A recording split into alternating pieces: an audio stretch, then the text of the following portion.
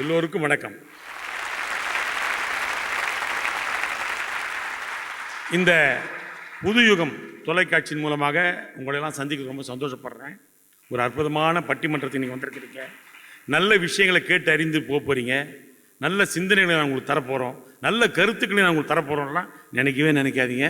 ஜாலியாக காமெடியாக பேசணும். தலைப்பு என்ன பார்த்தீங்கன்னா, மகிழ்ச்சிகரமான வாழ்க்கை திருமணத்துக்கு முன்பா திருமணத்துக்கு பின்பா. இதில் என்ன ஒரு விஷயம்னா, திருமணத்துக்கு முன்புன்னு பேசுறதுக்கு திருமணம் ஆகாதவங்க வரணும் இல்லையா? அதான உண்மை. ஆனால் எல்லாமே திருமணமானவங்க. ஆனால் நீங்கள் கை தட்டுறீங்க, சிரிக்கிறீங்க. அதில் ஒரு விஷயம் பாருங்க, மகிழ்ச்சி எதுன்னு புரிஞ்சுக்கிட்டு வந்திருக்கிறாங்க. அதை பார்க்கணும்ல. எப்பா கல்யாணம் ஆயிடுச்சு, எனக்கு தெரியும் திருமணத்துக்கு முன்னாடி தான் மகிழ்ச்சின்னு புரிஞ்சுக்கிட்டு வந்திருக்கிறாங்க. இல்லை திருமணத்துக்கு பின்பு தான் மகிழ்ச்சின்னு சொல்வதற்காக 3 தாய் குலங்கள் வந்திருக்கிறது. நிச்சயமா இவர்கள் சொல்வது அத்தனை உண்மை அப்படி நம்ம எடுத்துக்கணும். ஏன்னா திருமணத்துக்கு பின்பு நாம மகிழ்ச்சியா இருக்கிறோம் இல்லையோ, மகிழ்ச்சியா இருக்கிற மாதிரி நடிக்கணும். அது ரொம்ப முக்கியம். உதாரணத்துக்கு நம்ம திருமணத்துக்கு முன்னாடி எப்படி ஜாலியா இருந்தோம். காலேஜ் படிக்கும்போது, பள்ளிக்கூட பருவம். உண்மையிலே ஒரு தாய் அந்த அப்துல் கலாம் சொன்னார், நீ அழுவதை கேட்டு உன் தாய் சிரித்த ஒரே நாள் நீ பிறந்த நாள். பிரசவ நேரத்தில் அந்த குழந்தை பிறந்த உடனே அந்த குழந்தை அழும் சத்தம் கேட்டோடனே மகிழ்ச்சி அடைஞ்சு சிரிக்கிறாள் தாய். அதான் உண்மை. அந்த குழந்தை பருவத்தில் அந்த சந்தோஷம். அதுக்கப்புறம் பள்ளி பருவம் போனால் என்ன ஜாலியாக இருக்கு பசங்களுக்கு. என்ன ஜாலியாக இருக்கான் பசங்க, இதை பற்றி கவலைப்படுறதில்ல. அவங்களுக்கு என்ன வாழ்க்கை, என்னத்தை சம்பாதிக்கணுமா, கொடுக்கணுமா, சந்தோஷம் பண்ணுமா, பொறுப்பா எதுவும் கிடையாது. ஜாலியாக ஸ்கூல் பையன் போட்டு போகவே விளையாடு. ஸ்கூல் போய் அவங்க பண்ணுற சந்தோஷம் கலாட்ட தாங்க முடியல. உண்மையிலேயே நிறைய ஸ்கூல் மேட் இருக்காங்க, காலேஜ் மேட் இருக்காங்க, எல்லாம் இருக்காங்க. ஆனாலும் இந்த கிளாஸ்மேட், நான் சொல்கிறது கிளாஸ்மேட், கிளாஸ்மேட் இல்லை, நல்லா ஞாபகம் வச்சுங்க, கிளாஸ்மேட். அது மாதிரி ஒரு நட்பு உலகத்தில் வரவே வராது. தான் உண்மை. அப்படி அருமையான ஒரு பள்ளி பருவம் நம்ம இழந்து இந்த தள்ளி வந்திருக்கிறோம். நிறைய பேர் சொல்லுவாங்க, நீ பிற்காலத்தில் அன்னைக்கு நடந்து நினச்சி நீ வருத்தப்படுவேன். ஆஹா இவ்வளோ மகிழ்ச்சியாக இருந்தோம்டா இப்போ இல்லையேன்னு. அதே நேரத்தில் அன்னைக்கு ரொம்ப வருத்தப்பட்டிருப்போம்ல, அதை நினச்சி சிரிப்போம். டே இதுக்கு போய் நம்ம அழுதோம்டா, ஒரு லவ் ஃபெயிலியர் போய் அழுதுட்டு முட்டாள்தனமாக அழுதுருக்கிறோம். நம்ம மூளையே இல்லைடா நமக்கெல்லாம். இப்போ ஜாலியாக தானே இருக்கிறோம், கல்யாணம் பண்ணி குழந்தைய பெற்றுக்கிட்டு இல்லையா? தானே உண்மை. அதாவது காதலில் பற்றி சொல்லுவாங்க. காலேஜில் காதல் நடந்தா நல்லது, சக்சஸ் ஆனா. காதல் ஃபெயிலியர் ஆனா ரொம்ப நல்லது. ஏன்னா அவனுக்கு வேகம் வரும் அப்போதான். அதே மாதிரி கல்லூரி, அதுக்கப்புறம் வேலைக்கு போட்டு சந்தோஷமா இருக்கும். இந்த கல்யாணம் நடந்து பாருங்க, அது நல்ல விஷயங்கள். கல்யாணம் என்பது இல்லைன்னா சமூகம் இல்லாமல் போயிடும். இந்த சமூகமே இல்லாமல் போயிடும் இல்லையா? ஆனால் அந்த கல்யாணத்துக்கு வந்த காலத்தில் அண்ணன் சொன்னார், அண்ணே மொய்ன்னு எப்படி பேர் வந்து தெரியுங்களா அப்படின்னு. தெரியலையாப்பா, நான்லாம் எந்த கல்யாணம் பண்ண மொய் எழுதுறதில்ல, ஓடியாந்துருது அப்படின்னா. அதனால் எனக்கு தெரியல. மொய் எழுதுறது தானே அதை பற்றி கவலை பண்ண, நம்ம ஏன் கவலை பண்ணணும் இல்லை? அவர் சொன்ன, இல்லைண்ணே மாப்பிள்ளையினுடைய பொண்ணுடைய சொந்தக்காரர்கள் உறவினர்கள்லாம் ஓடி வந்து மொய்த்து பணத்தை கொடுப்பாங்களா. நான் கொடுக்குறேன் உனக்கு ஹெல்ப் பண்ணுறேன், நான் கொடுக்குறேன் உனக்கு ஹெல்ப் பண்ணுறேன் அப்படின்னு மொய்த்து அந்த பணத்தை கொடுப்பாங்க. அப்படிதான் அதுக்கு பேர் மொய்ன்னு வந்துச்சு. அதே மாதிரி சொல்லுவாங்க, அண்ணன் சொன்னாங்க, கல்யாணத்துக்கு வந்து 1000 பொய் சொல்லி கல்யாணம்லாம் அப்படி இல்லைன்னு அர்த்தம். 1000 பொய் சொல்லிக்கலாம் இல்லை, 1000 முறை போய் சொல்லி, அங்கே போய் வீட்டுக்கு போய் என் வீட்டில் ஒரு பொண்ணு இருக்கிறா, என் வீட்டில் நல்லா படித்த பையன் இருக்கிறான் அப்படி சொல்லி போய் சொல்லி வந்து அந்த கல்யாணத்தை நடத்துவான்னு சொல்லுவாங்க. அப்படி ஒரு அற்புதமான கல்யாணம் நடந்த பிறகு வாழ்க்கை எப்படி அமையுது? கேட்பேன் நான், என்னம்மா வாக்கிங் போகலாமான்னு. ஏன் நான் குண்டாவாக இருக்கிறேன்? ஃபஸ்ட்டு கேள்வி. இல்லைம்மா அப்படி இல்லை, நான் காலையில் எழுந்து போனால் நல்லதுன்னு. அப்போ நான் காலையில் எழுந்துக்கிறது இல்லையா? அது நீ எழுந்துக்கிறேன், நான் இல்லைன்னு சொல்ல. வாக்கிங் போனால் உடலுக்கு ஆரோக்கியம்னு சொல்கிறேன். அப்போ நான் நோயாளியா? நான் நோய் பிடிச்சா உட்காந்துருக்கிறேன். இல்லைம்மா நோய்க்கு சொல்லம்மா, நோய் நம்மளை வராது, அண்டாது, போன இயற்கையான காற்றுகள் கிடைக்கும், ஒரு சந்தோஷமான எண்ணங்கள் உருவாகும், ஜாலியாக போயிட்டு அப்படி 2 பேருமா போய் வாக்கிங் போயிட்டு வந்தோம்னா ஒரு ஹாப்பியாக இருக்கும் அப்படின்னு சொல்லுவேன். அப்படியா? அப்போ நான் இப்போ ஹாப்பியாக இல்லையா எங்களோட இருக்கிறது? இப்போ உங்களுக்கு சந்தோஷமா இல்லையா? சந்தோஷமா தான் இருக்குது, நான் இல்லைன்னு சொல்லலை. இருந்தாலும் வாக்கிங் போகலாமே கூப்பிட்டேன். சரி விடு, நீ வர வேணாம், நான் தனியாக போய்க்கிறேன். எப்பவுமே நீங்கள் தனியாக தானே போவீங்க, எந்த காலத்தில் நீ எங்கேயாவது கூட்டி போயிருக்கீங்களா? அதுக்கும் தப்பு. இப்படியும் மனைவிகள் இருக்கிறாங்க, அதே நேரத்தில் எல்லாம் அனுசரித்து போகிற மனைவிகள் இருக்கிறாங்க. அதனால கல்யாணத்துக்கு பின்பு தான் சந்தோஷமா, முன்பு சந்தோஷமா நான் இப்போ சொல்ல முடியாது. அண்ணே வாங்க, தமிழஞ்சன் அவர்களே கல்யாணத்துக்கு முன்பு தான் பேச போறார். புதுயுகம் தொலைக்காட்சி நேயர்களுக்கு இனிய ஆங்கில புத்தாண்டு நல்வாழ்த்துக்களை பெருமகிழ்ச்சியோடு தெரிவித்துக் கொள்வதிலே மகிழ்ச்சி அடைகிறேன். இந்த மாதிரி புத்தாண்டு தினங்களில் நல்ல விஷயங்களை கேட்கணும். ஒரு புலி கல்யாணம் பண்ணுச்சு, நல்லா கடையை கவனிங்க. ஒரு புலி கல்யாணம் பண்ணுச்சு, ரிசப்ஷன் நடக்குது. இந்த மாதிரி எல்லா மிருகங்களும் பார்க்க வருது, குரங்கு கழுதை எல்லாம் பார்க்க வருது. ஆனால் மேடைக்கு வரல. புலி பொண்டாட்டி பக்கத்தில் இருக்குது, எல்லாம் தூரமே நின்று வழி சொல்லிட்டு கிஃப்டை கொடுத்துட்டு போயிடுது. ஒரே ஒரு குரங்கு மட்டும் நேராக மேலே வந்து புலிகிட்ட கையை கொடுத்தது. புலிக்கு பயங்கர கோவம். ஏண்டா குரங்கு பயல, எல்லா மிருகமும் தூரம் நின்று என்ன வாழ்த்து சொல்றா, உனக்கு எவ்வளவு தைரியம் இருந்தா குரங்கு நீ எனக்கு கை கொடுப்பேச்சு. அதுக்கு சொல்லிச்சான் குரங்கு, நானும் புலிதான், கல்யாணம் ஆகிறதுக்கு முன்னாடி எப்ப எனக்கு கல்யாணம் ஆச்சோ அன்னைக்கே நான் குரங்கா மாறிட்டேன். ஆமாண்ணே, கல்யாணம் ஆயிடுச்சு இல்ல, அது போதும். ஒன்றும் வேண்டாம். கல்யாணத்துக்கு முன்னாடி எப்படி கொஞ்சம் வாங்க தெரியுமா? புருஷனை பொண்டாட்டியும் கல்யாணம் ஆன உடனே புருஷங்கார மறுநாள் கல்யாணம் ஆன மறுநாள் வெளியே வருவான். ஃப்ரெண்டுங்க, டேய் உன் பொண்டாட்டி எப்படி அழகா இருக்காளோ? ஐயோ அழகுன்னா அழகு, என் பொண்டாட்டி அப்பேற்பட்ட அழகு, கண்ணு ஆப்பிள் மாதிரி இருக்கு, கண்ணு திராட்சை மாதிரி இருக்கு. எப்போ? கல்யாணம் ஆன மறுநாள். உடனே இந்த அம்மா, உங்க வீட்டுக்கார் எப்படி அழகாடி? ஐயோ எங்கள் வீட்டுக்காருக்கு 150 cc பாடி விரிதிரி, பாடி ஃபில்டரிடி. எப்போ? கல்யாணம் அன்னைக்கு. ஒரு 10 வருஷம் கழிச்சு போய் பாருங்க, அந்த வீட்டில் யாராவது மக்கள் தொகை கணக்கெடுக்க வந்திருப்பாங்க. சார் உங்கள் ஒய்ஃபை கொஞ்சம் கூப்பிடுங்க. முண்டக்கண்ணி உன்னை கூப்பிடுறாங்க பாரு. உடனே அந்த அம்மா அங்கிருந்து, இந்த வரையிறா டொக்கு, திராட்சை மாதிரி இருந்த கண்ணு முண்டக்கண்ணியா மாறி போச்சு, ஜிம்மு பாடி டொக்கா மாறி போச்சு. இதுக்கு காரணம் என்ன தெரியுமா? திருமணத்துக்கு முன்பு இருக்கக்கூடிய மகிழ்ச்சி திருமணத்துக்கு பின்னாடி வரவே வராது. ஞாபகம் வச்சுங்க. புருஷனை மதிக்கிறதே கிடையாது. அந்த காலத்துல நான் கேள்விப்பட்டிருக்கேன், அந்த காலத்தில் கேள்விப்பட்டிருக்கேன். புருஷனை எப்படி தெரியுமா கூப்பிடுவாங்களா? சுவாமி, உணவு தயாராக இருக்கிறது. அதுக்கப்புறம் நாதா, உணவு தயார். அதுக்கப்புறம் அத்தான். அதுக்கப்புறம் ஏங்க, இப்போ எங்கள் ஊரில் மெட்ராஸில்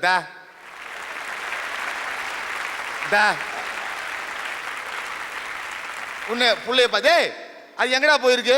உன்னை அவன் அது மேய போயிருக்குமா? இப்படிதான் தங்கச்சிக்காரி வந்தா அண்ணனை பார்க்கறதுக்கு. என்னம்மா இந்நேரத்துக்கு வந்திருக்க? ரொம்ப கஷ்டமாக இருக்குண்ணா, ஒரு 10,000 ரூபா வேணும். உன்னை உள்ளேருந்து நல்லா கவனிங்க, ஒரு 10,000 ரூபா வேணும்ண்ணா. உள்ளேருந்து சவுண்டு.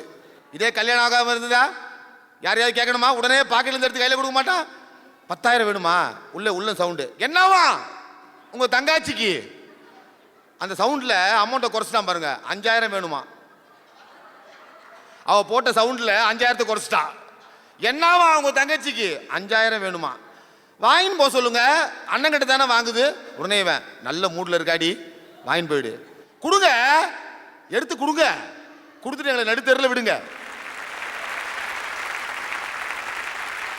5,000 தாண்டி கேட்குறாங்க, கொடுங்க. உங்களை யாரு கொடுக்க வேணான்னு சொன்னது? குழந்தை தூங்கிட்டு இருக்கு, தட்டி எழுப்பி எந்திரிச்சிரு சனிய, உங்க அப்பா எல்லாத்தையும் அள்ளி கொடுத்துட்டு நம்மளை நடுத்தெருல நிற்க வச்சு போறான். நம்ம குடும்பத்தோட பிச்சை எடுக்க வேண்டியதான். ஒரு அக்கா தங்கச்சியை பார்க்க முடியுதா? ஒரு அண்ணன் தம்பி கூட பார்க்க முடியுதா? ஒன்றும் வேண்டாம். எங்க அண்ணன் வந்தாருன்னா எங்க வீட்டுக்கு முன்னாடி சமைப்பாளா? என்னைக்கோ வராத சிக்கன் குனியா வந்துடும். உடம்பெல்லாம் முறுக்குது, இடுப்பெல்லாம் வலிக்குது, என்னால் செய்ய முடியாது, ஹோட்டலில் வாங்கி கொடுங்க. எப்போ எங்கள் அண்ணன் வந்தார்னா, இதே அவங்க அக்கா தங்கச்சி அவங்க அண்ணன் வந்தாங்கன்னா மருத்துவமனையில் படுத்துருக்க கூட மட்டன் கறியை வாங்கி சூப்பு வச்சு கொடுத்து உங்கள் குடும்பத்தை மட்டும் வாழ வைக்கிறீங்களே, எங்களுக்கு மகிழ்ச்சி இருக்குதா? ஆனால் நாங்கள் அப்படியா அண்ணே? ஆம்பளைங்க அப்படியா கிடையாது. நீங்கள் தான் எங்கள் தம்பி வந்தால் கண்டுக்க மாட்டீங்க, நீங்கள் தான் எங்கள் தம்பி வந்தால் கண்டுக்க மாட்டீங்க. ஆனால் நாங்கள் உங்கள் தங்கச்சி வந்தால் எவ்வளோ அன்பாக பழகிறோம் தெரியுமா? எவ்வளோ அன்பாக நாங்கள் பழகிறோம் தெரியுமா? நீங்கள் தான் மதிக்கிறது இல்லை, நாங்கள் மதிக்க கற்றுக்கிட்டு இருக்கோமே. ஒரு அம்மா கோயிலுக்கு போச்சு, புருஷனோட என்ன விஷயத்துன்னு கேட்டார் ஐயர். இன்னைக்கு பிறந்த நாள் எங்கள் வீட்டுக்காருக்கு, உங்கள் பேரில் அர்ச்சனை பண்ணட்டுமான்னு கேட்டார். சாமி பேர்லேயே பண்ணுங்கண்ணா. அவன் உங்களுக்கு தானே பிறந்த நாள், உங்கள் பேரில் அர்ச்சனை பண்ணேன்னா ஐயர். அது அதை சொன்னால் வந்தவன், என் பொண்டாட்டி காலையிலே அர்ச்சனை பண்ணிட்டான் சார். ஒரு பையனை பார்த்து பக்கத்து வீட்டுக்காரர் கேட்குறாரு, உங்கள் அம்மாவுக்கும் உங்கள் அப்பாவுக்கும் சண்டை வந்தா யாரு கை ஓங்கோன்னாரு. உடனே பையன் சொன்னான், எங்கள் அம்மா கை ஓங்கும், எங்கள் அப்பா கண்ணம் வீங்கும். பையன் அழுதுகிட்டே வரான். ஏன்டா அழுதுகிட்டே வர? அம்மா அடிச்சிட்டாங்கப்பா. நான் என்னைக்காவது அழுதுருக்கேனாடா? எவ்வளவு வருத்தமான சூழ்நிலை. கல்யாணத்துக்கு முன்னாடி எப்படி கட்டு காளையா ட்ரெஸ்ஸுங்க. கல்யாணம் ஆன உடனே பொண்டாட்டியை பார்த்து புருஷன் கேட்பான், நான் இன்னைக்கு என்ன ட்ரெஸ் போடுறது? சிகப்பு சட்டை போட்டு ஒயிட் பேண்ட் போடுங்க, நல்லா இருக்கும். நாளைக்கு என்ன போடுறது? பிளாக் பேண்ட் போட்டு ப்ரௌன் சட்டை போடுங்க, நல்லா இருக்கும். எப்போ? கல்யாணம் 3ஆவது நாள். ஒரு 10 வருஷம் கழிச்சு, நான் என்னடி சட்டை போடுறது? நீ போட்டா போடு, போடா கட்டி போயா? நீ போட்டா போ, போடா கட்டி போ. சந்தோஷமான வார்த்தை உலகத்தில் கிடையாது. குழந்தைங்களை நேசிக்கிறது யார் தெரியுமா? நாங்கள் தான், ஆம்பளை தான். எப்பவும் நேசிப்போம் ஒரே மாதிரி. எனக்கு ஏன்பா வாங்கி, எனக்கு என்ன வாங்கி கொடுத்த அப்படின்னு கேட்குறவ பொண்டாட்டி, எனக்கு எதுவுமே நீ வாங்கி தரலன்னு கேட்குறவ காதலி, எனக்கு ஏன்பா இதெல்லாம் கேட்குறவ அம்மா, உனக்கு ஒன்றுமே வாங்கி தரலையேன்னு சொல்கிறவன் தான் சார் அப்பா. வீட்டுக்கார் வந்த உடனே கட்சி பிள்ளானு எடுக்க வேண்டாம், முந்தானி எடுத்து அப்படி தொடச்சிட்டு அவரை பக்கத்தில் உட்கார வச்சு அவரை தொடச்சிட்டு, ஒருத்தர் எப்படி பார்க்குறாரு பாருங்களேன், அப்படி தொடச்சிட்டு ஒரு டம்ளர் தண்ணி எடுத்து அவர் கையில் கொடுங்க. அப்புறம் உங்கள் வீட்டில் நீங்கள் நாயே வாங்க வேண்டாம், சுற்றி வருவார் உங்களையே. நாங்கள் எவ்வளோ புத்திசாலி தெரியுமா? திடீர்னு ஒரு மேனேஜர் வீட்டுக்கு வந்துட்டார். வீட்டில் இருக்கிறது 3 கரண்டி மாவு, வீட்டில் இருக்கிறது 3 கரண்டி மாவு. வந்திருக்க மேனேஜர் கொள்ள பசியில் வந்திருக்கான். எப்படி 10 தோசை தின்னுவான். ஆனால் தோசை பத்தலைன்னு சொல்லிட்டா ப்ரொமோஷன் கிடைக்காது. புருஷங்கார ஐடியா பண்ணா, 3 தோசை சூடு, எனக்கு 1 வை, அவனுக்கு 1 வை. ரெண்டாவது நான் சொல்கிற மாதிரி சொல்லுவேன், அது சொல்கிற மாதிரி சொல்லுனா. உடனே 2 தோசை கொண்டாந்து வச்சா, மேனேஜருக்கு 1 தோசை, இவனுக்கு 1 தோசை. இவன் விறுவிறு மெதுவாக சாப்பிட்டுக்கிறான். உடனே பொண்டாட்டி கேட்குறேன், ஏங்க இன்னொரு தோசை முருகலாக போடட்டுமா அப்படின்னா. நல்ல குடும்பத்தில் பிறந்தவன் உங்ககிட்ட 2வது தோசை சாப்பிடுவானடி. நல்ல மானம் உள்ளவ உங்ககிட்ட 2வது தோசை சாப்பிடுவானடி. நல்ல குடும்பத்தில் பிறந்தவ உங்ககிட்ட 2வது தோசை சாப்பிடுவாடினா. உடனே அந்த அம்மா திரும்பி மேனேஜரை பார்த்து, சார் உங்களுக்கு தோசை வேணுமா? வேணாமா. தலையணை மந்திரம் மூளையை கெடுக்கும், தாரக மந்திரம் மோட்சத்தை கொடுக்கும், தாரக மந்திரம் மோட்சத்தை கொடுக்கும். காசிக்கு போகும் சந்நியாசி, உன் குடும்பம் என்னாகும் நீ யோசி. பட்டது போதும் பெண்ணாலே, இதை பட்டினத்தாரும் சொன்னாரே. எவ்வளவு அழகான பாட்டு. குடும்பத்தில் மகிழ்ச்சி எப்போ இருந்ததுன்னு கேட்டா, மனசாட்சியை தொட்டு நீங்க சொல்லுங்க.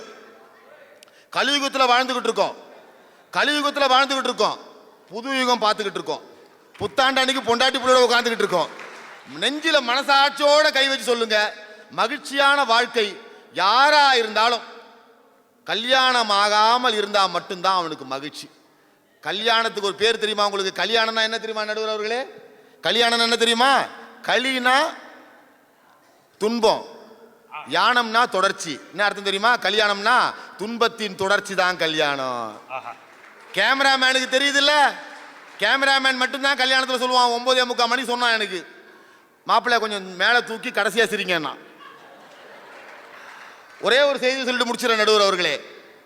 ஒரே ஒரு செய்தியை, பொம்பளைங்கள்லாம் டிவி சீரியல் பார்த்து அழுது ஓடு அழுது. ஒரு அம்மா வயிற்றுல வாய் அடிச்சுக்குது டிவியை பார்த்துட்டு. நான் ஒரு வீட்டுக்கு போனால் ஒரு ஆம்பளை டிவி பார்த்து அழுதுட்டு இருக்கான். எனக்கு கோவம் வந்துடுச்சு. அட மானம் கட்டவனே, பொம்பளை தான் டிவி பார்த்து அழுது, நீ ஏன்டா அழுகுற அப்படின்னு. அவன் சொன்னான், மாப்பிள்ளை அது சீரியல் இல்லை மாப்பிள்ளை, என் கல்யாண கேசட் மாப்பிள்ளை. ஆமாம், ஒரு கல்யாண கேசட்டை குடும்பத்தோடு உட்காந்து அழுதுகிட்டு இருக்கானுங்க. மகிழ்ச்சி என்பது திருமணத்திற்கு முன்பு அது பிள்ளையாக இருந்தாலும், அண்ணனாக இருந்தாலும், நண்பனாக இருந்தாலும், ஊராக இருந்தாலும், நாடாக இருந்தாலும், திருமணத்திற்கு முன்பு நேசிக்கக்கூடிய இயல்பை கொடுப்பது திருமண வாழ்க்கைக்கு முன்புதான் என்று சொல்லி மீண்டும் உங்களுக்கு புத்தாண்டு வாழ்த்துக்களை சொல்லி வாய்ப்புக்கு நன்றி கூறி விடைபெறுகிறேன். நன்றி, வணக்கம்.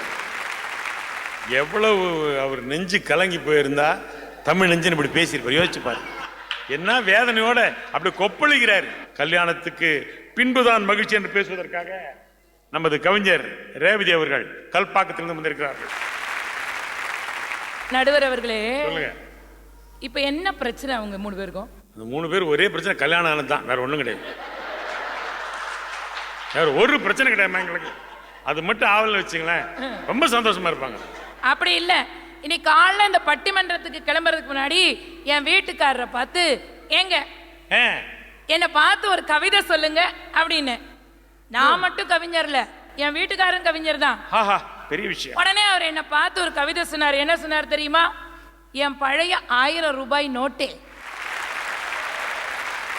பழைய 1000 ரூபாய் நோட்டு, என் பழைய 1000 ரூபாய் நோட்டு டிசம்பர் 31 தான் உனக்கு கடைசி டேட்டேன்ட்டார். ஓகே ஓகே, அப்ப நேத்தோட உங்க டேட் முடிஞ்சு போச்சு. ஏன்னா இன்னைக்கு ஆங்கில புத்தாண்டு ஒண்ணு இல்ல. ஓகே, சந்தோஷம். அதுக்காக கோச்சுக்க முடியுமா? முடியாது. எப்படி கோச்சுக்க முடியும்? நடுவர் அவர்களே, உங்களை உங்க மனைவி எப்படி கூப்பிடுவாங்க? அதானே, அதான். அது ஒண்ணும் தப்பு இல்ல நடுவர் அவர்களே. பாத்தியா, தப்பு இல்லையா? செல்லம் அதிகமானா அப்படி கூப்பிடுறதுல என்ன தப்பு? ஆமா ஆமா, நான் கூட பொண்டாட்டிய பேபி பேபின்னு தான் கூப்பிடுவேன். ஆமா, ரொம்ப செல்லம், அவ்வளவு ரொம்ப சந்தோஷம் போவா. உண்மை என்னன்னா, பேய் நீ முதல் வார்த்தை பி, பிசாசோட முதல் வார்த்தை பி, ரெண்டு சேர்த்து பேபி பேபின்னு. என் ஆசை நான் தீர்த்துக்க வேண்டாம். தமிழிலே அத்தான் என்கிற வார்த்தைக்கு ஒரு அழகான பொருள் உண்டு. தமிழின் உயிரெழுத்துக்களில் முதல் எழுத்து ஆ, மெய்யெழுத்துக்களில் கடைசி எழுத்து இன். ஒவ்வொரு பெண்ணும் தன் கணவனை பார்த்து, என் வாழ்க்கையின் முதலும் நீதான், என் வாழ்க்கையின் முடிவும் நீதான்னு சொல்றதாங்க அத்தான்.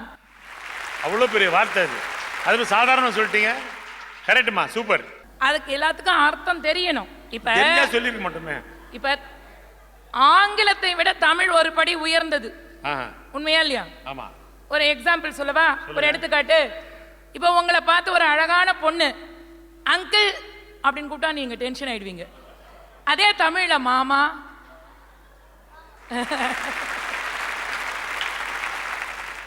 அது சரி, அது நல்லா இருக்கு, நல்லா இருக்கு. இப்ப என்ன பிரச்சனை? கல்யாணங்கிறது 0 சைஸ்ல இருக்கிற பொண்ணை பீரோ சைஸ்ல மாத்துறது. இருந்துட்டு போட்டுமே, அவ்வளவுதான் மேட்ரு. ஓகே.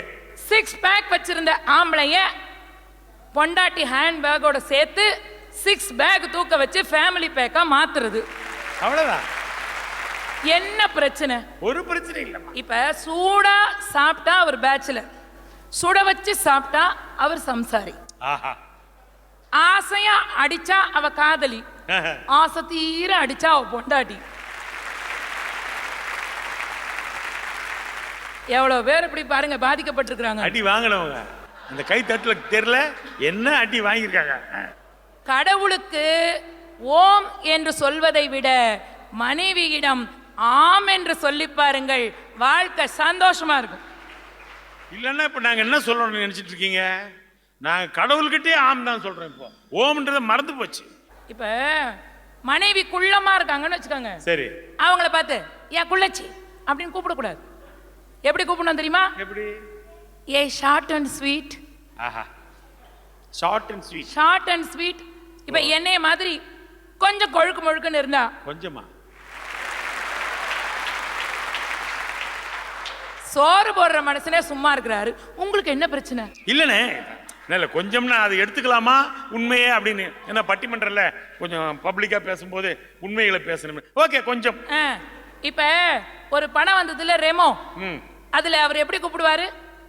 ஐய் செல்ஃபி. அதை பார்த்துட்டு வந்து எங்க வீட்டுக்கார்ட்ட சொன்னேன், ஏமாமா என்ன ஏதாவது ஒரு செல்ல பேர் சொல்லி கூப்பிடக்கூடாதான்? ஐய் பல்பி. பாருங்க, உங்க வீட்டுக்கார் ஒரு சிறந்த கவிஞர்ன்றதை இப்போதான் நிறுவனம் பண்ணிருக்காரு.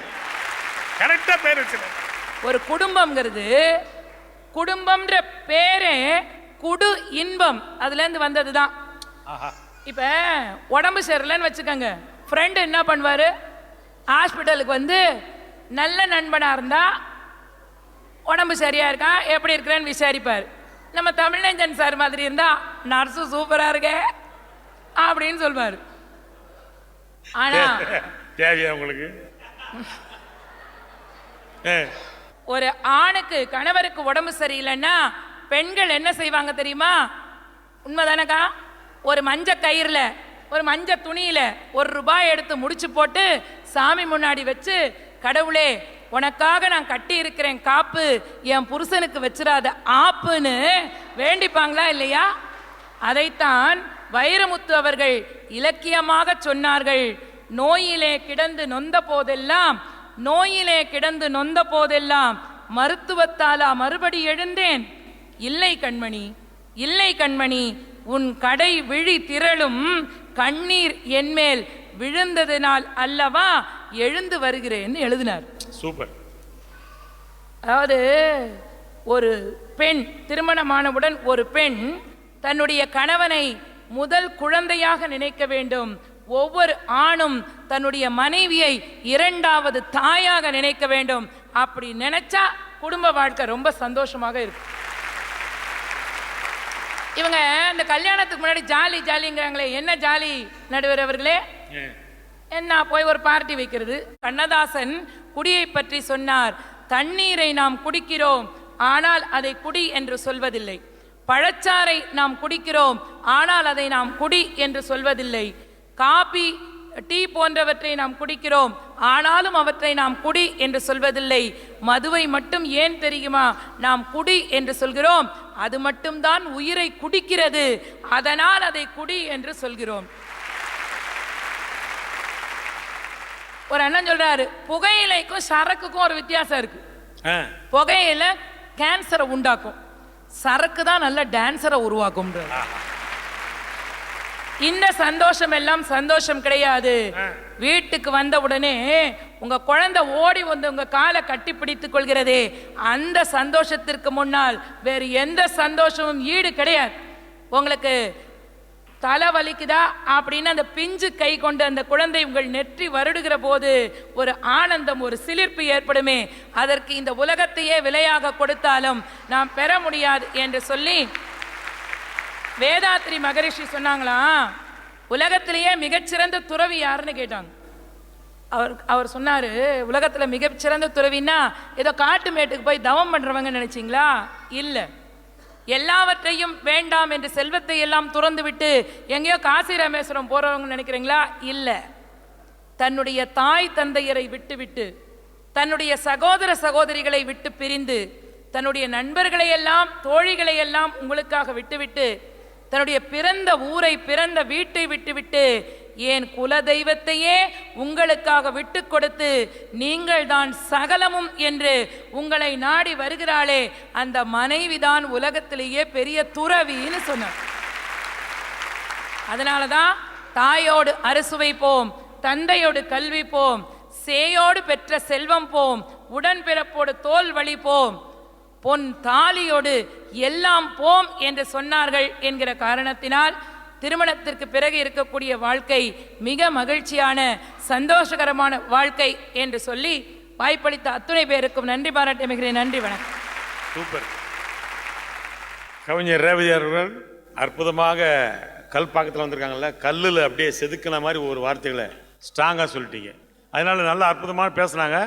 இப்போ அடுத்தாப்புல திருமணத்துக்கு முன்புதான் மகிழ்ச்சி என்பதை பேசுவதற்காக அண்ணா சிங்காரவேல் அவர்கள் கவிஞர் அதிராமப்பட்டத்தில் வந்திருக்கிறாரு. உலகம் எங்கிலும் இருந்து இந்த பட்டிமன்றத்தை ரசித்துக் கொண்டிருக்கிற தமிழ் உள்ளங்களுக்கு என்னுடைய அன்பான ஆங்கில புத்தாண்டு நல்வாழ்த்துக்களை அன்போடு தெரிவித்துக் கொள்கிறேன். வந்து ரேவதி பேசும்போது சொன்னாங்க, நீங்கள் அங்கே பார்த்தீங்கனாலே தெரியும், அதை வேற தற்பெருமையாக அவங்கள அழகுன்னு சொல்லிக்கிட்டாங்க. அது நீங்கள் சொல்லக்கூடாதுமா, மற்றவங்க தான் சொல்லணும். தலைசீவ கூட நேரம் இல்லாமல் வந்திருக்காங்க. அது ஸ்டைலு. ஏன்னா நீங்கள் நிறைய திரைப்படங்களில் பொதுவாக அந்த கதாநாயகனுக்கு ரொம்ப நண்பராக இருப்பீங்க. பொதுவாக அவங்க காதல் பண்ணுறதுக்கு ரொம்ப உதவியாக இருப்பீங்க. ஆமா கலெக்டராக இருந்தால் கூட தலை அஜித்துக்கு காதல் வர்றதுக்கு உதவிகரமாக இருந்தீங்க. ஆமா. படையப்பால கூட அந்த லவ் லெட்டர் எடுத்துக்கிட்டு பின்னாலே போவீங்க. கடைசி வரைக்கும் கொடுக்க விடலையா? கடைசி வரைக்கும் கொடுக்க மாட்டீங்க. ஆனால் பாருங்க, அது வரைக்கும் படம் நல்லா தான் போகும். நீங்கள் அந்த காதல் வந்த பிறகு தான் அந்த படத்தில் கலவரமே நடக்கும். ஆமா, அது வரைக்கும் நல்லா தான் போகும். கல்யாணம் நடந்து சௌந்தர்யம் வந்த தான் பிரச்சனையே. அதுக்கப்புறம் தான் பிரச்சனையே. கரெக்ட். இன்னைக்கு வாழ்க்கையில் ஒன்று நாங்கள் திருமணம் பண்ணக்கூடாது அப்படின்னு எச்சரிக்கிறதுக்காக நாங்கள் யாரும் வரல. வாழ்க்கையில் நிஜமான மகிழ்ச்சி, நிஜமான சந்தோஷம் எங்கே இருக்குன்னு கேட்டிங்கன்னா அது திருமணத்துக்கு முன்னால் தான். அதுதான் நிரந்தரமான, நிதமான, நிஜமான மகிழ்ச்சி அப்படின்னு நாங்கள் 3 பேரும் பறைசாற்றுவதற்காக தான் இங்கே வந்திருக்கோம். பொதுவாக யோசிச்சு பாருங்கள், வாழ்க்கையில் ஒரு 5 வயசு 10 வயசு 15 வயசில் திருமணத்துக்கு முன்னால் நமக்கு ஏதாவது நாம் சிரிக்கிற சிரிப்பு அதாங்க நிஜம். நீங்கள் திருமணம் ஆகாமல் இருக்கக்கூடிய இளைஞர்கள் சிரிக்கிற சிரிப்பு தான் நிஜம். இப்போ நம்மலாம் நடுவர் சொன்ன மாதிரி இது ஒரு நடிப்பு, இயல்பு இல்லை நம்மக்கிட்ட. நீங்கள் ஒரு 10 வயசு பையன் ஏதாவது கவலை இருக்குமா? கரண்ட் பில் ஏறினான்னா ஏறட்டும், பெட்ரோல் விலை ஏறினான்னா ஏறட்டும், அரிசி விலை ஏறட்டும், அவனுக்கு என்ன? வாழ்க்கையில் எதை பற்றியும் கவலை இல்லாத ஒரு மனநிறைவான மகிழ்ச்சிங்கிறது கல்யாணத்துக்கு முன்னாலங்க. ஆனால் கல்யாணத்துக்கு முன்னால் எல்லா பிரச்சனையும் வந்துடும். ஏன்னா ஒரு மனைவி பார்த்து சொன்னான் புருஷனை, உங்களை பார்த்தா நீங்களும் 2000 ரூபா நோட்டு ஒன்று. யார்? பொண்டாட்டி சொல்கிறேன் புருஷனை பார்த்து. ஏண்டி என்னை பார்த்து 2000 ரூபான்னு சொல்கிறேன், அவ்வளவு நான் உயர்வான்னா? உன்னை மாற்றவும் முடியலை, தூக்கி எறியவும் முடியலை. குடும்பத்தில் 1000 பிரச்சனைம்மா. யதார்த்தத்தை பேசுங்க, எதை வேணாலும் பேசலாம்னு வரக்கூடாது. என்ன நான் கேட்குறேன், அவங்க அதில் வேற அழகு, தன்னை பற்றியே அழகு. நான் கேட்குறேன், ஒரு நிஜத்தை புரிஞ்சுங்க. கடவுளுடைய படைப்பில் ஆண்கள் தாங்க அழகு, ஆண்கள் தான் அழகு. ஆஹா, பாயிண்ட் பிடிக்கிறாரு. வாங்க வாங்க, அப்படி வாங்க. நீங்கள்லாம் 3 மணி நேரம் மேக்கப் போட்டால் தான் அழகு. நாங்கள்லாம் தண்ணி எடுத்து மூஞ்சி கழுவுனாலே அழகு. ஆனால் மூஞ்சி கழுவ மாட்டோம், அது வேற விஷயம். நீங்கள் மனிதர்களை மட்டும் பார்க்க வேண்டாம் நடுவர்களே, கடவுளுடைய படைப்பில் எல்லா ஜீவராசிகளையும் பாருங்க, ஆண்கள் தான் அழகு. உண்மை உண்மை உண்மை. நீங்கள் மயிலில் கூட பாருங்க, தோகை விரிச்சு ஆடுற மயில் ஆண் மயில் தான், பெண் மயிலுக்கு தோகை கிடையாது. பாயிண்ட கவனிங்க. குயிலில் கூட பாருங்க, பாடுற குயில் ஆண் குயில், பெண் குயிலுக்கு பாட தெரியாது. அந்த மான் இருக்கு பார்த்தீங்களா, மான்ல அந்த கலைமான் சொல்லுவாங்க, கொம்பு வச்சிருக்க மான் ஆண் மான். பெண்மான்? பெண்மான் ஆட்டுக்குட்டி மாதிரி இருக்கும். யானையில கூட பாருங்க, அந்த தந்தம் இருக்கிற அழகான யானைன்னா அது ஆண் யானை, பெண் யானைக்கு தந்தம் கிடையாது. பாத்தீங்களா? மாடுல கூட பாருங்க, அந்த மாட்டுல அந்த முதுகுல அப்படி திமிழ் இருக்கிற கம்பீரம் பாத்தீங்கன்னா அது காளை மாடு தான், ஆண் மாடு தான். பெண் மாட்டுக்கு திமிர் வேணா இருக்கும், திமிழ் இருக்காது. அதை விட முக்கியமான ஒன்று சொல்றேன், நான் இதை கற்பனையா சொல்லலை, எல்லாம் நிஜம். புதியகம் தொலைக்காட்சியில் ஒரு பட்டிமன்றத்தில் நான் போய் சொல்லிட்டு போயிட முடியுமா? கொசு இருக்கு பார்த்தீங்களா, கொசு, அதில் பொம்பளை கொசு தான் கடிக்கும், ஆம்பளை கொசு கடிக்காது. கொசுலேருந்து யானை வரைக்கும் ஆம்பளைங்க தான் அழகு. சூப்பர். நீங்கள் பொதுவாக நம்ம வரலாறை பிரிக்கும் போது ஒன்று சொல்லுவாங்க, கிமு கிபி அப்படின்னு சொல்லுவாங்க. கிறிஸ்து பிறப்பதற்கு பின்பு, கிறிஸ்து பிறந்த பின்புன்னு. நம்ம வாழ்க்கை எப்படி தெரியுங்களா ஆயிடுச்சு? அதே கிமு கிபி தான். நீங்கள் யாரையாவது பார்த்து கல்யாணம் ஆயிடுச்சா ஆகலையான்னு கேட்க வேண்டாம். கிமு கிபி, கிறுக்கு பிடிச்சிருச்சா பிடிக்கலையா, அவ்வளோதான். கிறுக்குக்கு முன், கிறுக்குக்கு பின். கிறுக்கு பிடிப்பதற்கு முன்பு, கிறுக்கு பிடித்த பின், அவ்வளோதான். ஒருத்தன் போய் ஒரு டாக்டர்கிட்ட சொன்னான், டாக்டர் நான் 100 வயசு வரைக்கும் வாழணும் அப்படின்னா. டாக்டர் சொன்னார், கல்யாணம் பண்ணிக்க. கல்யாணம் பண்ணால் நான் 100 வயசு வரைக்கும் வாழலாமான்னா. இல்லை, கல்யாணம் பண்ணிட்டேன்னா அந்த ஆசையே உனக்கு போயிடும், பண்ணிக்க. அந்த அளவுக்கு பிரச்சனைங்க. நான் கேட்குறேன், ஒரு சின்ன குழந்தை அழுதுதுன்னா அது முகத்துக்கு நேரம் ஒரு கிளுகிழப்பை ஆட்டிங்கன்னா குழந்தை சிரிக்கும். ஒரு வயசான பெரியவர் அழுதுகிட்டு இருக்காரு, முகத்துக்கு நேரம் கிளுகிழப்பை ஆட்ட முடியுமா? வாங்கி நம்ம மூஞ்சில் குதிட்டு போயிடுவார். நானே 1008 பிரச்சனை இருக்கேன், என்கிட்ட முகத்தில் கிளுகிழப்பை ஆட்டுறேன்னு. யதார்த்தமான சந்தோஷங்கிறது திருமணத்துக்கு முன்னால் தாங்க. இந்த சந்தோஷத்தை எங்கே தெரியுங்களா பார்க்கலாம்? நீங்கள் பஸ்ஸில் போகும்போது பார்க்கலாம்.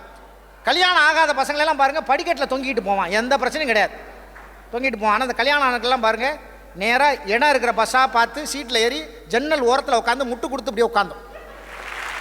என்ன நடக்க போதோ, நாளைக்கு என்ன நடக்க போதோ, அடுத்த மாதம் என்ன நடக்க போதோன்னு வாழ்க்கையில் ஒரு பயத்தோடையும் ஒரு எதிர்பார்ப்போடையும் ஒரு கவலையோடையும் வாழ்ந்துக்கிட்டு இருக்கிற வாழ்க்கைங்கிறது திருமணத்துக்கு பிறகுங்க.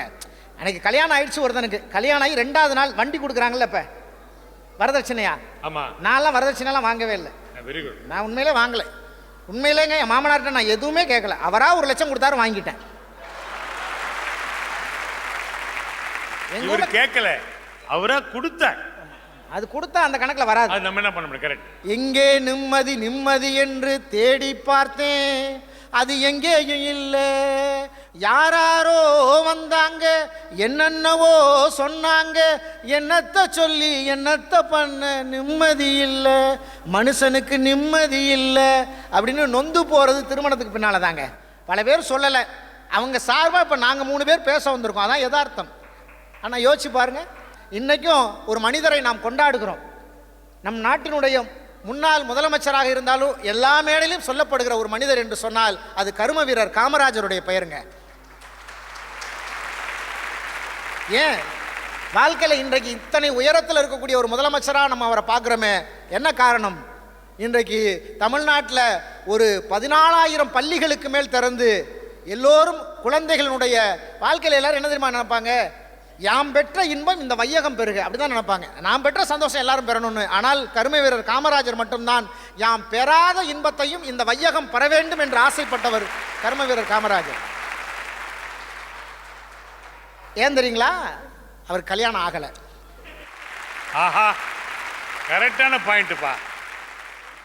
தமிழ்நாட்டில் மன்னர்கள் காலத்தில் கட்டப்படாத அணைகளை கூட ஒரு மக்களாட்சியில் அதிகமான அணைகள் கட்டப்பட்டது என்று சொன்னால் அது கர்ம வீரர் காமராஜர் ஆட்சிலங்க. ஆனா அவர் கல்யாணம் ஆகல. சூப்பர். நம்முடைய முன்னாள் ஜனாதிபதியாக இருந்தாலும் மக்கள் மனதில் என்னாலும் ஜனாதிபதியாக வாழ்ந்து கொண்டிருக்கிறவர் டாக்டர் அப்துல் கலாம் இல்லையா? இன்னைக்கு அவரை ஒரு சாதனை மனிதராக நம்ம பார்க்குறோமே. எங்கள் ஊரில் அவர் இறந்த அன்னைக்கு ஒரு குழந்தை பிறந்ததுங்க. அவர் இறந்து அடக்கம் செய்யப்பட்ட நாள் எங்கள் ஊரில் ஒரு இந்து குடும்பத்தில் ஒரு குழந்தை பிறந்தது. அதற்கு அப்துல் கலாம் என்று பெயர் வச்சாங்க. அந்த பெயருக்கு மத சாயம் இல்லை என்பதை கூட இன்றைக்கு உலகத்துக்கு பறைசாற்றி விட்டு போன மனிதர் அப்துல் கலாம். அவர் கல்யாணம் ஆகலை. இதை விட என்ன ஒரு அத்தாட்சி தேவை? வாழ்க்கையில் நொந்து போயிருவோங்க. வாழ்க்கையில் இந்த திருமணம் என்பது எத்தனை பிரச்சனை இருக்கு. ஒண்ணுமே இல்லைங்க. இந்த 3 முடிச்சு போடுறோம்ல திருமணத்துல, கல்யாணத்தை 3 முடிச்சு நீங்க போடுறீங்களா? 3 முடிச்சு போட்டேன். பின்னாடி ஒரு முடிச்சு தான் போட்டேன், 2 முடிச்சு யார் போட்டான்னு எனக்கு என்ன தெரியும். ஆனால் அந்த 3 முடிச்சுக்கு அர்த்தம் என்ன தெரியுங்களா? ஆண்கள் எல்லாருக்கும் பல பேருக்கு தெரியாமலே 3 முடிச்சு போட்டிருப்போம். முத முடிச்சு இன்னையோட மான மரியாதை சூடு சொரண வெக்கம் எல்லாம் முடிச்சு நான் போட்ட முடிச்சு. 2வது முடிச்சு இன்னையோட எங்க அப்பா அம்மா அண்ணன் தம்பி அக்கா தங்கச்சி இந்த உறவு இத்தோட போச்சு. 3வது முடிச்சு தான் ரொம்ப முக்கியமான முடிச்சு. நீ நாளையிலேருந்து எதை கேட்டாலும் வாங்கி கொடுத்து திருவோடு எடுக்க கூட தயாரா இருக்க. அவ்வளவுதான் வாழ்க்கை. இது அப்பா முடிச்சு போற நேரத்துல தெரியாம போச்சே, முதல்ல சொல்லிருக்கலாம்னு. அதெல்லாம் சரி, ஓகே. ஆனா அந்த கல்யாணத்துக்கு முன்னால பாருங்க, அந்த நண்பர்களோட இருக்கக்கூடிய இந்த சமுதாய அக்கறை இருக்கு பார்த்தீங்களா, அது கல்யாணத்துக்கு முன்னால தாங்க இருக்கும். இந்த ஊர்ல இருந்து ஆரணிலேருந்து ஒரு பையன் படிச்சு முடிச்சுட்டு வேலைக்காக சென்னை போயிருக்கான். சென்னையில் போய் 2 வருஷம் வேலை பார்க்குறான், கல்யாணம் ஆகலை.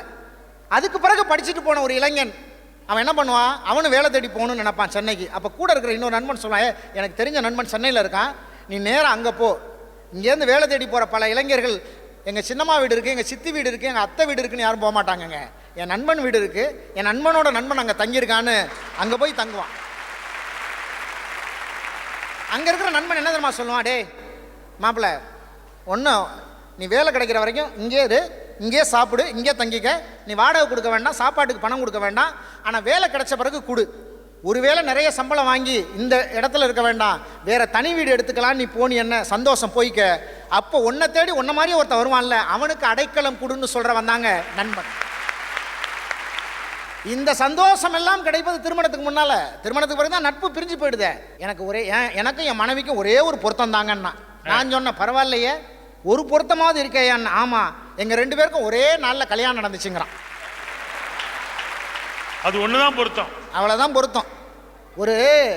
ஒரு கிராமத்தில்ங்க ஒரே ஒரு செய்தி தான். ஒரு கிராமத்தில் கிணறு தோண்டும் போது ஒரு பிள்ளையார் சிலை கிடைச்சிது. அந்த கிராமத்தில் என்ன பண்ணாங்க, ரொம்ப விசேஷமான சிலை இது. இந்த சிலை கிட்டத்தட்ட ஒரு 200 ஆண்டு காலம் மண்ணுக்குள்ளே இருந்திருக்கு. ரொம்ப விசேஷமான பிள்ளையார், இவரை வணங்கினா நினைச்சது நடக்கும்னாங்க. பார்த்தா சுத்துப்பட்டு கிராமத்துல எல்லாம் கேள்விப்பட்டு அந்த கிராமத்தை வணங்க வந்துட்டாங்க, அந்த துதிக்கையை தொட்டு வணங்கணும்னு. பார்த்தா கியூ வரிசை நிற்கிது.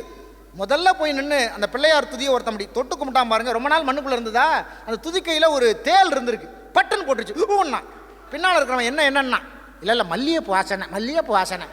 ஆஹா. ஏன்னா உண்மையை சொல்லிவிட்டு அவனை போடாதில்ல தேள். அவன் போயிட்டான், பின்னாலே ஒருத்தன் வந்தான். அவன் இப்படி துதிக்கை தொட்டான் பாருங்க, டப்புன்னு இன்னொரு தேள் போட்டு நான் பின்னால் இருக்கிறேன், என்ன ரோசாப்பூ வாசனைன்ட்டு போயிட்டான். அடுத்து பின்னால் வந்தான், செவந்திப்பூ வாசனைன்னு போயிட்டான். எல்லாருக்கும் தேள் கொட்டுனுச்சு. இதுதான் திருமணம். எங்கள் தாத்தா கல்யாணம் பண்ணார், அவர் ஒரு தேள் கொட்டுனுச்சு. அவர் செவந்திப்பூ வாசனை அவர் பையன் எங்கள் அப்பாவை கல்யாணம் பண்ணி வச்சார். அவர் ஒரு தேள் கட்டுனுச்சு. அவர் மல்லிகைப்பூ வாசனை என்ன கல்யாணம் பண்ணி வச்சார். இதான் வாழையாக நடந்துகிட்டு இருக்கு வாழ்க்கையில். எல்லாரும் ஆனா தேள் கொட்டுது. கஷ்டத்தை அனுபவிச்சுட்டே இருக்கும்.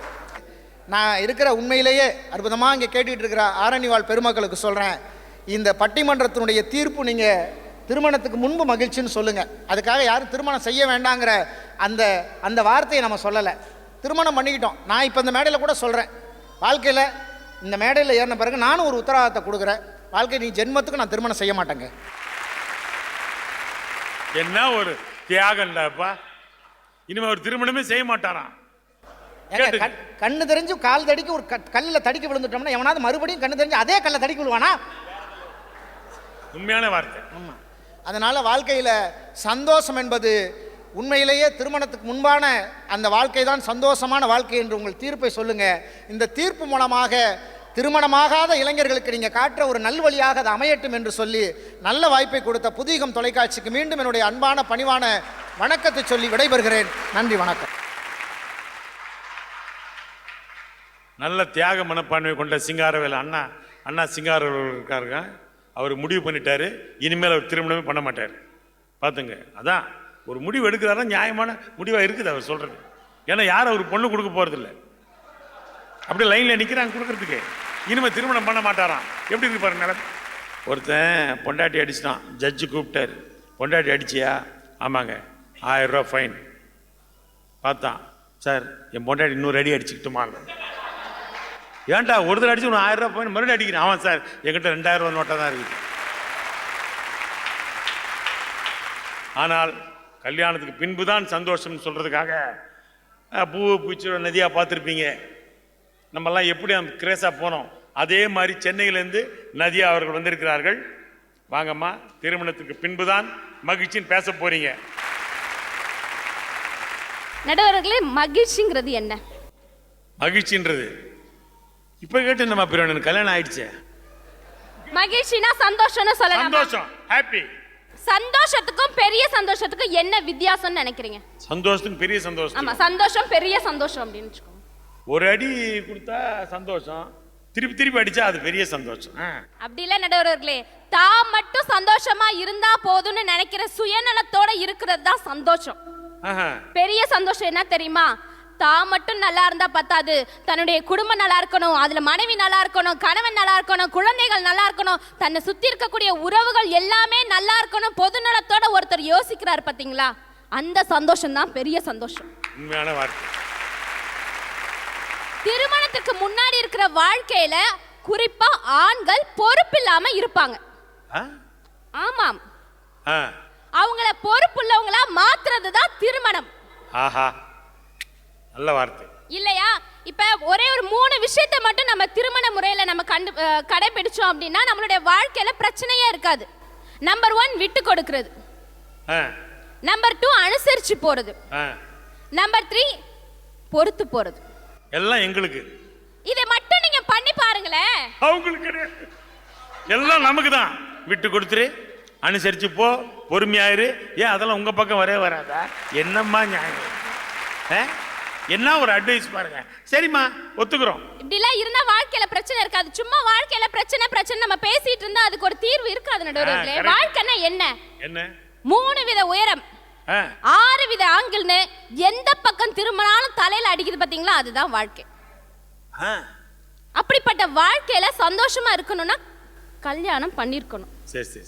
இப்ப இவங்க எல்லாம் சொல்றாங்கல்ல, நட்புங்கிற ஒரு விஷயம் வந்துட்டு எவ்வளவு சந்தோஷமா இருக்கு. திருமணத்துக்கு முன்னாடி நாங்க எங்க நண்பர்களோட அந்த மாதிரி இருந்தோம், இந்த மாதிரி இருந்தோம், பல உதாரணங்களை சொல்றாங்க. ஆனா இன்னைக்கு இருக்கக்கூடிய நட்பு அப்படி இருக்கா? இன்னைக்கு இருக்கக்கூடிய காலகட்டத்தில் எடுத்துக்கங்களேன்.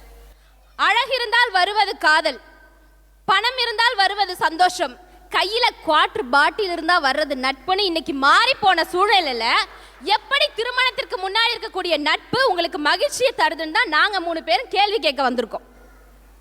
அதுதான் நாங்கள் கேட்க வந்திருக்கோம். இன்னைக்கு சிங்காரவேலு சார் பேசிட்டு போகும்போது சொன்னாங்க, இன்னைக்கு கல்யாணம் பண்ணவங்களால சாதிக்க முடியாது அப்படிங்கிற ஒரு விஷயத்த சொல்லிட்டு போனாங்க.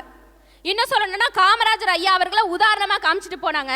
நான் சொல்றேன், காமராஜர் ஐயா மட்டும் ஒருவேளை திருமணம் பண்ணியிருந்தா இன்னைக்கு நமக்கு குட்டி காமராஜர் கிடைச்சிருந்திருப்பார். இன்னும் பல அணைகள் உருவாகி இருக்கலாம். அதுக்கு திருமணம் அவர் பண்ணியிருந்திருக்கலாம். அதே மாதிரி மக்கள் ஜனாதிபதியா ஏபிஜே அப்துல் கலாம் ஐயா அவர்களை இன்னைக்கும் நாம சொல்லிட்டு இருக்கோம்னா, அந்த ஏபிஜே அப்துல் கலாம் ஜனாதிபதியாக இருந்த ஐயா அவர்களே ஒரு வாக்குமூலத்தை கொடுத்திருக்காங்க. இளைஞர் அவர்களே, என்னிடம் இருந்து எதை வேணுமானால் நீங்க எடுத்துக்கொள்ளுங்கள். என்னுடைய அறிவியல் எடுத்துக்கிறீங்களா, எடுத்துக்கோங்க. என்ன மாதிரியான அறிவு தொழில்நுட்பத்தை எடுத்துக்கிறீங்களா, எடுத்துக்கங்க. ஆனா ஒரே ஒரு விஷயத்தை மட்டும் என்கிட்ட இருந்து நீங்க எடுத்துக்காதீங்கன்னு இளைஞர்களுக்கு கலாம் அவர்களே அறிவுரை சொல்லியிருக்காருன்னா என்ன விஷயம் தெரியுமா? நான் தான் திருமணம் பண்ணிக்காம இருந்துட்டேன், என்னை பார்த்து திருமணம் மட்டும் பண்ணிக்காம எந்த இளைஞர்களும் எடுத்துக்காதீங்க. ஒரு மனிதனுடைய வாழ்க்கை முழுமை அடையணும்னா அந்த மனிதன் திருமணம்ங்கிற ஒரு பந்தத்தை ஏத்துக்கணும்னு சொல்றார். பொதுவா சொல்லுவாங்க, நம்மளுடைய அரிசியில நம்ம சாப்பிட்ற சாப்பாட்டுல நம்மளுடைய பேரை தான் கடவுள் எழுதியிருக்காருன்னு சொல்லுவாங்க. வாஸ்தவம் தானே, உண்மையும் கூட. நாம சாப்பிட்ற சாப்பாட்டுல அரிசியில பேரை எழுதுனது வேணா கடவுளா இருக்கலாம். ஆனா அந்த அரிசி ஆரணி பிரியாணியா மாறுறதும் பழைய சோறா மாறுறதும் அவங்க உங்க பொண்டாட்டி கையில தான் இருக்கு. இப்ப என்னுடைய குடும்பத்தை எடுத்துக்கங்களேன். எங்களுடைய வீட்டுல எல்லாம் பிரச்சனைகளே வராது. என்னுடைய கணவர் நான் என்ன சொன்னாலும் ஒன்னு சரிமான தலையை இப்படி ஆட்டுவாரு, இல்லாட்டி சாரிமான தலையை இப்படி ஆட்டுவார். ஆமா, இப்படி ஒன்னு இப்படி. அவ்வளவுதான் நடுவர்களே. வாழ்க்கைனா என்ன? ஊடலும் கூடலும் கலந்ததுதான் வாழ்க்கை இல்லையா? இப்ப நீங்க சொல்லுங்க, உங்களுடைய மனைவியை நீங்க பேபின்னு கூப்பிடுவீங்கன்னு. ஆமா. என்னுடைய கணவர் என்ன அழகா அபின்னு கூப்பிடுவார். அபி அபின்னு கூப்பிடுவார். அபி அபி அபினா என்ன அர்த்தம் நினைக்கிறீங்க? என்ன அர்த்தம் நினைக்கிறீங்க? என்ன தெரியல. அபி பயமா அடங்கா பிடாரி. அத ஷார்ட்டா சுருக்கி அழகா அபின்னு கூப்பிடுவார். எப்படியே கண்டுபிடிச்சாரு உங்க வீட்டுக்காரர், அதான் முக்கியம். ஃபீல் பண்ணிருக்காரு அவர். அதெல்லாம் ஒரு சின்ன சின்ன சந்தோஷம் நடுவர்களே, அதெல்லாம் சின்ன சின்ன அந்யோன்யம், ஒரு ஜாலி, ஒரு ஜாலிக்கு விளையாட்டுக்கு அப்படியே இருந்துட்டா வாழ்க்கை ருசிக்காது இல்லையா? அதுக்காக தான் இப்ப திருமணம்ங்கிறது எல்லாரும் சொல்ற மாதிரி நமக்கு மேட்சான பேரை தேர்ந்தெடுக்கணும் அப்படின்லாம் கிடையாது.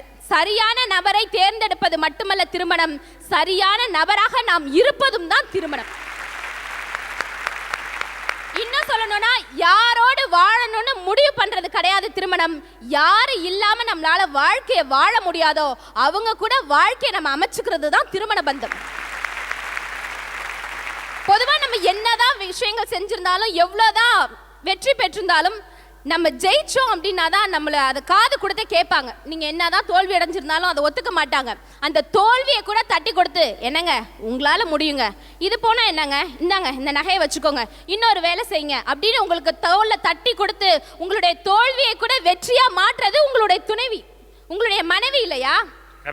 அப்படி இருக்கக்கூடிய திருமண பந்தம் எப்படி உங்களுக்கு மகிழ்ச்சி தராம போயிடும் தான் நான் கேட்கிறேன். அதானே, கரெக்ட் தான். இப்ப ஒண்ணு இல்ல, இப்ப நான் ஒரு பாவக்காவை சமைச்சேன்னா கூட என் வீட்டுக்கார் சொல்வாரு, அடியே நதியா நீ சமைச்சன்னா அந்த பாவக்காய் கூட புண்ணியக்காயா மாறுதேமா அப்படின்பாரு.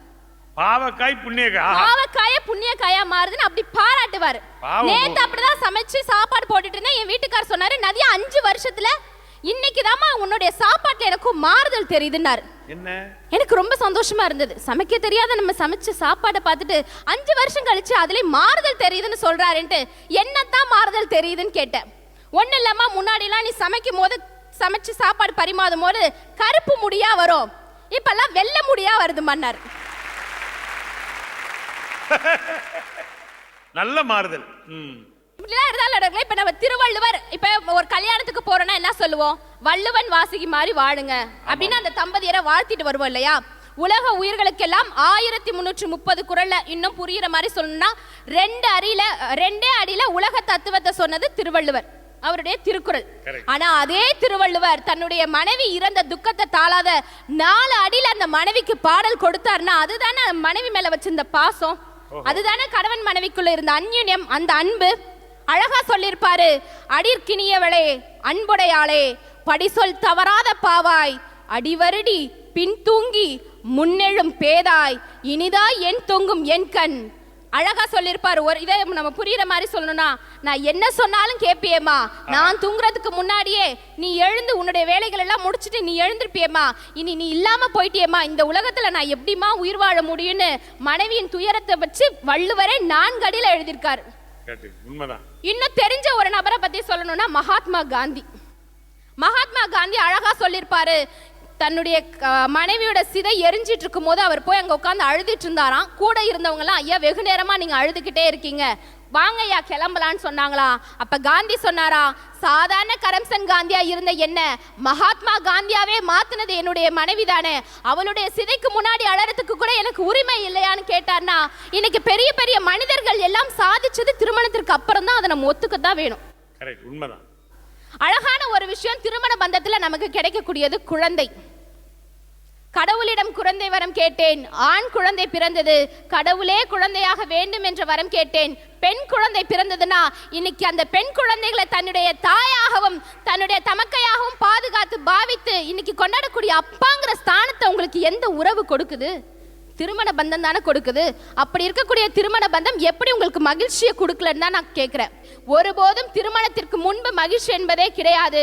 எந்த வகையில் பார்த்தாலும் மகிழ்ச்சி என்பதும் முழுமையான மகிழ்ச்சி என்பதும் ஒரு தலைமுறையை ஒரு வாரிசை பெத்தெடுத்து கொடுக்கிறது எல்லாமே இந்த திருமண பந்தத்தில் இருக்கிறதுனால திருமணத்திற்கு பின்புதான் மகிழ்ச்சிங்கிற ஒரு நல்லதொரு தீர்ப்பை நீங்கள் தர வேண்டும் என்று கூறி தந்த வாய்ப்புக்கு நன்றி பாராட்டி விடைபெறுகிறேன். நன்றி, நல்வணக்கம்.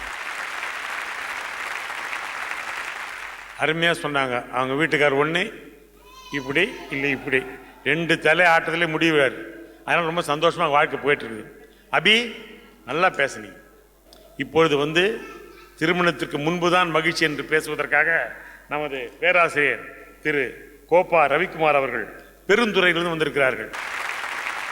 புருஷங்கள்லாம் என்ன சொல்கிறாங்க, பெண்டாட்டியினுடைய பெயரை சுருக்கி கூப்பிட்டா என்ன குறைஞ்சா போயிடுவாங்கன்னு ஒரு வார்த்தை கேட்டாங்க. அதில் தான் பிரச்சனையே ஆரம்பிக்கும். என் வீட்டுக்கு பக்கத்தில் உண்மையிலுமே இங்கே அட்டி வெளுத்து வாங்கிச்சு அந்த அம்மா கணவனை. ஏன்னா ஊட்டம்மா பேரை சுருக்கி கூப்பிட்டுருக்காரு மகராஜன். என்ன தெரியுங்களா, இந்த அம்மா தான் சொல்லியிருக்கு. ஏத்த விட்டு பாருங்க, அந்த அம்மா பேர் என்ன, மீனா. சுருக்கி எப்படி கூப்பிட்றாரு தெரியுமா வீட்டுக்காரு? மீனோ மீனோன்னு கூப்பிடுறாரு. நீங்களும் இருக்கிறீங்களேன்னு வாயை வச்சுட்டு கம்மன் இருந்திருக்கலாமா? இவனும் பொங்கி எழுந்து ஆர்வத்தில் கூப்பிட்டுருக்காரு, அட்டி விழுந்திருக்கு. என்ன தெரியுங்களா, அந்த அம்மா பேரு மங்கம்மா. இவர் சுருக்கி மங்கி மங்கினாரு பாருங்க, வெளுத்துருச்சு. கவனிச்சு பாரு. இதுல வேற சொல்றாங்க 3 பேர். அடுத்ததை எங்க கோயம்புத்தூர் அக்கா வர போறாங்க. உண்மையிலுமே சொல்றேன், எப்ப பேச வந்தாலும் சாமி படத்துக்கு முன்னாடி நின்று ஒரு சத்தியம் பண்ணுவாங்க, இன்னைக்கு பொய்யை தவிர வேற எதுவும் பேசாத வரங்குடு சாமி அப்படின்னு. அப்படி ஒரு நல்ல நேர்மைக்கு சொந்தக்கார எங்க அக்கா. உண்மையிலுமேங்க வாழ்க்கையில உண்மையிலுமே எல்லாருமே கல்யாணம் பண்ணிக்கணும். நடுவர் அவர்களே, நான் உண்மையை ஒத்துக்கிறேன். வாழ்க்கையில எல்லாருமே கல்யாணம் பண்ணிக்கணும். ஏன் தெரியுங்களா, மகிழ்ச்சி மட்டுமே வாழ்க்கை இல்லை. மகிழ்ச்சி மட்டுமே வாழ்க்கை இல்லை, துக்கமும் சேர்ந்து அனுபவிக்கும். உண்மையாங்க. இதுல வேற பார்த்தீங்க அப்படின்னா சொன்னாங்க, பின் தூங்கி முன் எழுபவள் பத்தினியா. ஆமா, எந்த காலத்துல இருக்கிறீங்க? பின் தூங்கின என்ன, எல்லாரும் தூங்கின பிறகு அந்த அம்மா தூங்கணும், எல்லாரும் எழுந்திருக்கிறதுக்கு முன்னாடி அந்த அம்மா எழுந்திருக்கணும். அப்பா அது அப்படின்னு இன்னைக்கு அப்படியே நடக்குது. ஒரு காலத்துல எல்லாம் எப்படிங்க, பொண்டாட்டிய புருஷன் என்ன பண்ணுவார் தெரியுங்களா, டீ போட்டு கூப்பிடுவார். வாடி போடின்னு டீ போட்டு கூப்பிடுவார். இப்பெல்லாம் என்ன நடக்குது, டீ போட்டுட்டு கூப்பிடுறாரு. கவனிச்சு பாருங்க, டீ போட்டுட்டு, அம்மா டீ போட்டுட்டம்மா, சரி சரி வச்சு. கவனிச்சு பாருங்க, எல்லாமே மாறுதுங்க. இதுல வேற பார்த்தீங்கன்னா நிறைய குற்றச்சாட்டுகள். அது அப்படி இருக்காங்க கணவன்மார்கள், இது இப்படி இருக்கிறாங்க கணவன்மார்கள். அதுல வேற திருவள்ளுவரை சொன்னாங்க பாருங்க. அடடா, நான் தமிழாசிரியர், எனக்கு தெரியாதா? திருவள்ளுவர் 2 அடி. உண்மையா சொல்றேன், திருவள்ளுவருடைய அந்த புகழை காட்டிலும் மனைவியினுடைய புகழ் உயர்ந்தது. என்ன தெரியுங்களா, திருவள்ளுவர் 2 அடியில உணர்த்தினாரு, பொண்டாட்டி ஒரே அடியில உணர்த்துறா. பாத்தீங்களா, அதுதாங்க உண்மையிலுமே பெரிய விஷயம். அவராது 2 அடி, ஒரே அடிதான், எல்லாம் புரிஞ்சிடுது. ஆமாண்ணே. இதுல வேற உண்மையா சொல்றேங்க, எனக்கு இந்த பொண்ணு பாக்குறது பாத்தீங்களா, வாழ்க்கை அதுல தாங்க தொடங்கும். சத்தியமா சொல்றேன். எனக்கு எங்க மனைவி கேட்டாங்க திருமணமான புதுசுல, எங்க 1000 பொய் சொல்லி ஒரு கல்யாணம் பண்ணணும். நீங்க கூட அதுக்கு விளக்கம் அழகா சொன்னீங்களே.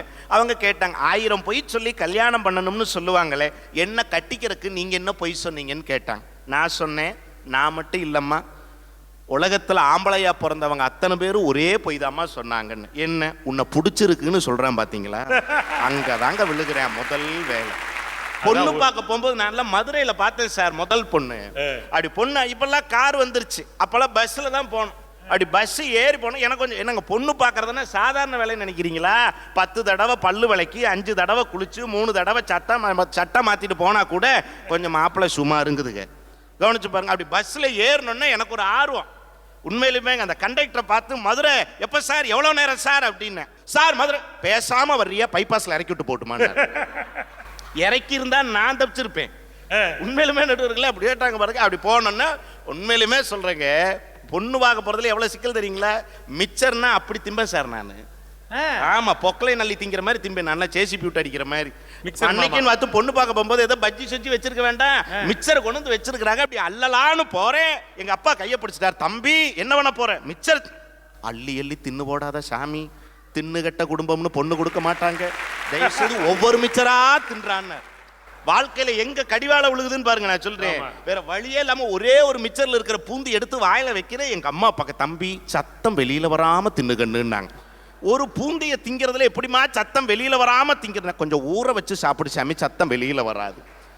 ஏங்க ஊற வச்சு தின்னதுக்கு அப்புறம் தான் நான் கேட்குறேன், இது என்னங்க வாழ்க்கை இது?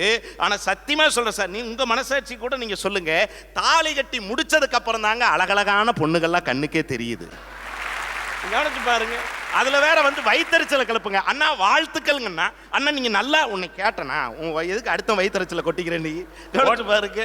இன்னும் கொஞ்சம் வெயிட் பண்ணி இருந்திருக்கலாம் அப்படின்னு சொல்ல வேற சஜஷன் வேற இதுல. செல்போன் மாதிரி. ஆமா, அதுல செல்போன் நம்ம வாங்கின பிறகுதான் அடுத்த மாடல் ரொம்ப நல்லா இருக்கும். ரூபா நோட்டை பத்தி ரொம்ப அழகா சொன்னீங்க. இந்த சூழ்நிலையில ஒருத்தர் நம்ம பாரத பிரதமருக்கே ஒருத்தர் கடிதம் எழுதுறா. மதிப்பிற்குரிய பிரதமர் அவர்களே, தயவு செய்து உங்களிடத்திலே ஒரு மன்றாடி ஒரு விண்ணப்பத்தை பதிவு செய்கிறேன். தயவு செய்து இந்த ரூபாய் நோட்ல 1000 ரூபாய் 500 ரூபாய் செல்லாதுன்னு நீங்க அறிவிச்ச மாதிரி 90க்கு முன்னாடி நடந்த பின்னாடி நடந்த கல்யாணம் எல்லாம் செல்லாதுன்னு கொஞ்சம் அறிவிச்சிங்கன்னா புருஷனுங்கெல்லாம் கோடான கோடி புண்ணியமா போகும் மகராசான்னு சொன்னா பாருங்க. என்ன வாழ்க்கை அவன் வாழ்ந்துட்டு இருக்கிறான். உண்மையிலுமே சொல்றேங்க, எவ்வளவு பிரச்சனை. அதுல உண்மையிலேங்க வாழ்க்கையிலே சிறந்த வாழ்க்கை அப்படிங்கிறது என்ன தெரியுங்களா? அவங்க சொல்றாங்க கல்யாணத்துக்கு அப்புறம் தான் ரொம்ப மகிழ்ச்சியா இருக்கிறாங்க, சந்தோஷமா இருக்கிறாங்க. இந்த ஜல்லிக்கட்டு இருக்குல்லண்ணே, இந்த ஜல்லிக்கட்டுக்கும் கல்யாணத்துக்கும் ஒரு சின்ன வித்தியாசம் இருக்கு. என்ன தெரியுங்களா? இந்த ஜல்லிக்கட்டுக்கும் கல்யாணத்துக்கும் ரெண்டுலயுமே நல்லா பாருங்க. ஜல்லிக்கட்டுங்கிறது என்னது? மாடு பிடிக்கிறது. ஆமா. கல்யாணம்ங்கிறது என்ன? தாலி கட்டுறது. ரெண்டுக்கு என்ன வித்தியாசம் தெரியுங்களா? ஜல்லிக்கட்டுலையும் இதுலயும் ஒரு வித்தியாசம் இருக்கு, இன்னொரு ஒற்றுமை இருக்கு. ரெண்டுலயுமே நல்லா கவனிங்க. வளர்த்தவன் எஸ்கேப் ஆயிருவான், அடக்க நினைக்கிறவன் தான் மாண்டு போயிடறான்னு பாத்தீங்கன்னா வாழ்க்கையை நம்ம கவனமா போறோம். ரெண்டுலயுமே பிரச்சனை இருக்குங்க. அதுல வேற சொன்னாங்க, நாங்கள் குழந்தைகளை எப்படி வளர்க்கிறோம் தெரியுமா? குழந்தைகளுக்கு பண்பாட்டை எப்படி ஊற்றுகிறோம். நீங்க எப்படி ஸ்பூன் வச்சு ஊத்துறீங்கன்னு எங்களுக்கு தெரியாது. நான் கேட்கிறேன், அதுல உண்மையிலுமேங்க ஒரு கணவனுக்கும் மனைவிக்கும் சண்டை. நல்ல வார்த்தை சொல்லலாமா இல்லையா? உண்மையிலுமே சண்டைனா சண்டை, அப்படி ஒரு சண்டை. பேய் பிசாசு தண்டம் முண்டம்னு அப்படி ஒரு சண்டம். உடனே பையன் கேட்டா, அம்மா பேய்னா என்ன, பிசாசுனா என்ன, தண்டம்னா என்ன, முண்டம்னா என்னன்னா? அந்த அம்மா வந்ததே வருங்க கோவம். பேய் ஒப்பந்தான், பேய் பிசாசு கட்டிட்டு சீரழிகிற பாரு, நான் தான் பிசாசு. தண்டம் நம்ம வீட்டில் சேர சோபால இருக்கு பாரு, அது பூரா தண்டம் முண்டம். உங்க அப்பாவோட சொந்தக்காரன் பூரா முண்டம் போ. ஒரே ஒரு வாரம் கழிச்சு அவங்க அப்பாவோட அண்ணன் பெரியப்பா வந்தாருங்க. தம்பி எங்கடா உங்க அப்பான்னார். பேய் ஆபீஸ் போயிருக்கு, பிசாசு குளிச்சுக்கிட்டு இருக்கு, தண்டமே வா முண்டத்தில் உட்காருங்க. இனி ஒரு முறை உங்க வீட்டு பக்கமே வரமாட்டேன்னு ஓடி போயிட்டு. நான் என்னங்க கேட்கிறேன், நான் திருமணத்திற்கு பிறகு மகிழ்ச்சிக்கான விஷயங்கள் எங்க அண்ணா அழகா சொன்னாரு. நட்புங்கிற ஒரு விஷயம். அதுல பாருங்க, இந்த பத்திரிகையை எடுத்துட்டு இந்த மனைவிமார்கள் பண்ற வேலை. எங்க பெரியப்பா பேரை ஏங்க சின்னதா போட்டிருக்கிறீங்க, எங்க மாமன் பேரை ஏங்க பெருசா போடாம நோண்டு போட்டிருக்கிறீங்க. ஆனா இதுல நம்ம நண்பர்கள், கல்யாணத்துக்கு முன்னாடி இருந்த நண்பர்கள் என்ன நினைப்பான் தெரியுங்களா? அதாங்க ஒரு கவிஞன் எழுதுனா, அழைப்பிதழ் கொடுத்து என் அக்காவின் திருமணத்திற்கு வந்த ஒன்று விட்ட பெரியப்பா அழைப்பிதழில் என் பெயரை ஏனடா பெரியதாக போடவில்லை என்று சத்தம் போட்டு கொண்டிருந்த வேளையில் அழைப்பிதழே கொடுக்காமல் என் அக்காவின் திருமணத்திற்கு வந்த என் நண்பனோ சத்தம் போடாமல் எச்சில் இலையை எடுத்துக்கொண்டிருந்தான் என்று சொன்னால் அந்த நல்ல நட்பை பிரிச்சுறீங்களா? அவன் வீட்டு பக்கமே வரக்கூடாது, அவன் பார்வையே சரியில்லை, அவன் பார்வையே என்ன சரியில்லை. கவனிச்சு பாரு. அந்த நண்பர்களுக்குள்ள உண்மையா சொல்றேங்க, நான் ஒரே ஒரு செய்தியை சொல்லி நிறைவு செய்கிறேன் நடுவர் அவர்கள். என்ன தெரியுங்களா? நீங்க அண்ணன் கூட சொன்னார், அணித்தலைவர், என்னது இப்போ கணவன்லாம் உன்னை பார்த்து அழுதான், அவனுடைய கல்யாண சீடினார். ஆனா உண்மையிலுமேங்க இப்ப டிவியை பார்த்து பெண்கள் அழுகிற மாதிரி வீட்டில் இருக்கிற ஒரு பெட்டியை பார்த்து ஆண்கள் அழுகிறாங்க தெரியுமா? பிரிட்ஜுன்னு ஒன்று இருக்கு. பேர் பிச்சைக்காரன் பொட்டின்னு பேர் தமிழ்ல. அது நீங்க நினைக்கலாம் அது ஏன் அப்படி ஒரு பேரு. ராப்பிச்சைங்கிற ஒரு குலத்தையே ஒழித்த பெருமை அந்த பிச்சைக்காரன் பொட்டிக்கு தாங்க சேரும். முதல்ல எல்லாம் சாம்பார் புளிக்குழம்பு மிஞ்சிச்சுன்னா 7 மணிக்கு புண்டாவை தூக்கிட்டு ஒரு ஆள் வருவான். அம்மா தாயம்பா இருப்பான்னு சொல்லி மிச்சமானதை போட்டு அனுப்புவோம். அடுத்த நாள் வேற சாப்பாடு உண்டு. இப்போ மிச்சமானதெல்லாம் போடுறக்கு வீட்டுக்குள்ளேயே புருஷன் ஒரு பிச்சைக்காரன் இருக்கிறான். அவனுக்கே எல்லாத்தையும் போட்டு அந்த பிரிட்ஜை திறந்து பாருங்க. அதில் தான் சங்க இலக்கிய சாம்பார் புறநானூறு புளிக்குழம்பெல்லாம் அதில் அப்படியே இருக்கிறத நீங்க பார்க்கலாம். அன்னைக்கெல்லாம் கணவன் ஒரு புளிக்குழம்பு சாப்பிட்டு சொன்னாரேம்மா போன மாசம் 5ஆம் தேதி ஒரு புளிக்குழம்பு வச்சியே அதே மாதிரி இருக்குன்னார். பொண்டாட்டி சொன்ன அதே மாதிரி இல்லை, அது அதே தான். நான் ஒரு விஷயம் சொல்றேங்க, என்ன தெரியுங்களா, வாழ்க்கையில் அவங்க கூட சொன்னாங்க, பொண்டாட்டி எங்கள் வீட்டில் வந்து மனைவிக்கும் அம்மாவுக்கும் பிரச்சனை வராதா? வரும், எல்லார் வீட்லையும் வரும் இல்லையா? மாமியா மருமக சண்டைங்கிறது வீட்டுக்கு வீடு வாசப்படி மாதிரி இன்னைக்கு நடந்துக்கிட்டு இருக்கா இல்லையா? எங்கள் வீட்டில் அந்த பிரச்சனையை நான் ஈஸியாக சமாளிப்போம். நீங்கள் நினைக்கிறீங்க மாமியார் மருமக பிரச்சனை வந்தா நானும் எங்கள் அப்பாவும் யார் பக்கம்? எங்கள் அப்பா வந்து எங்கள் அம்மா பக்கம், நான் வந்து என் மனைவி பக்கம் நினைக்கிறீங்க. இல்லை நடுவர் அவர்களே, நான் பீரோவுக்கு பின்பக்கம், எங்கள் அப்பா வீட்டுக்கு கொல்ல பக்கம்.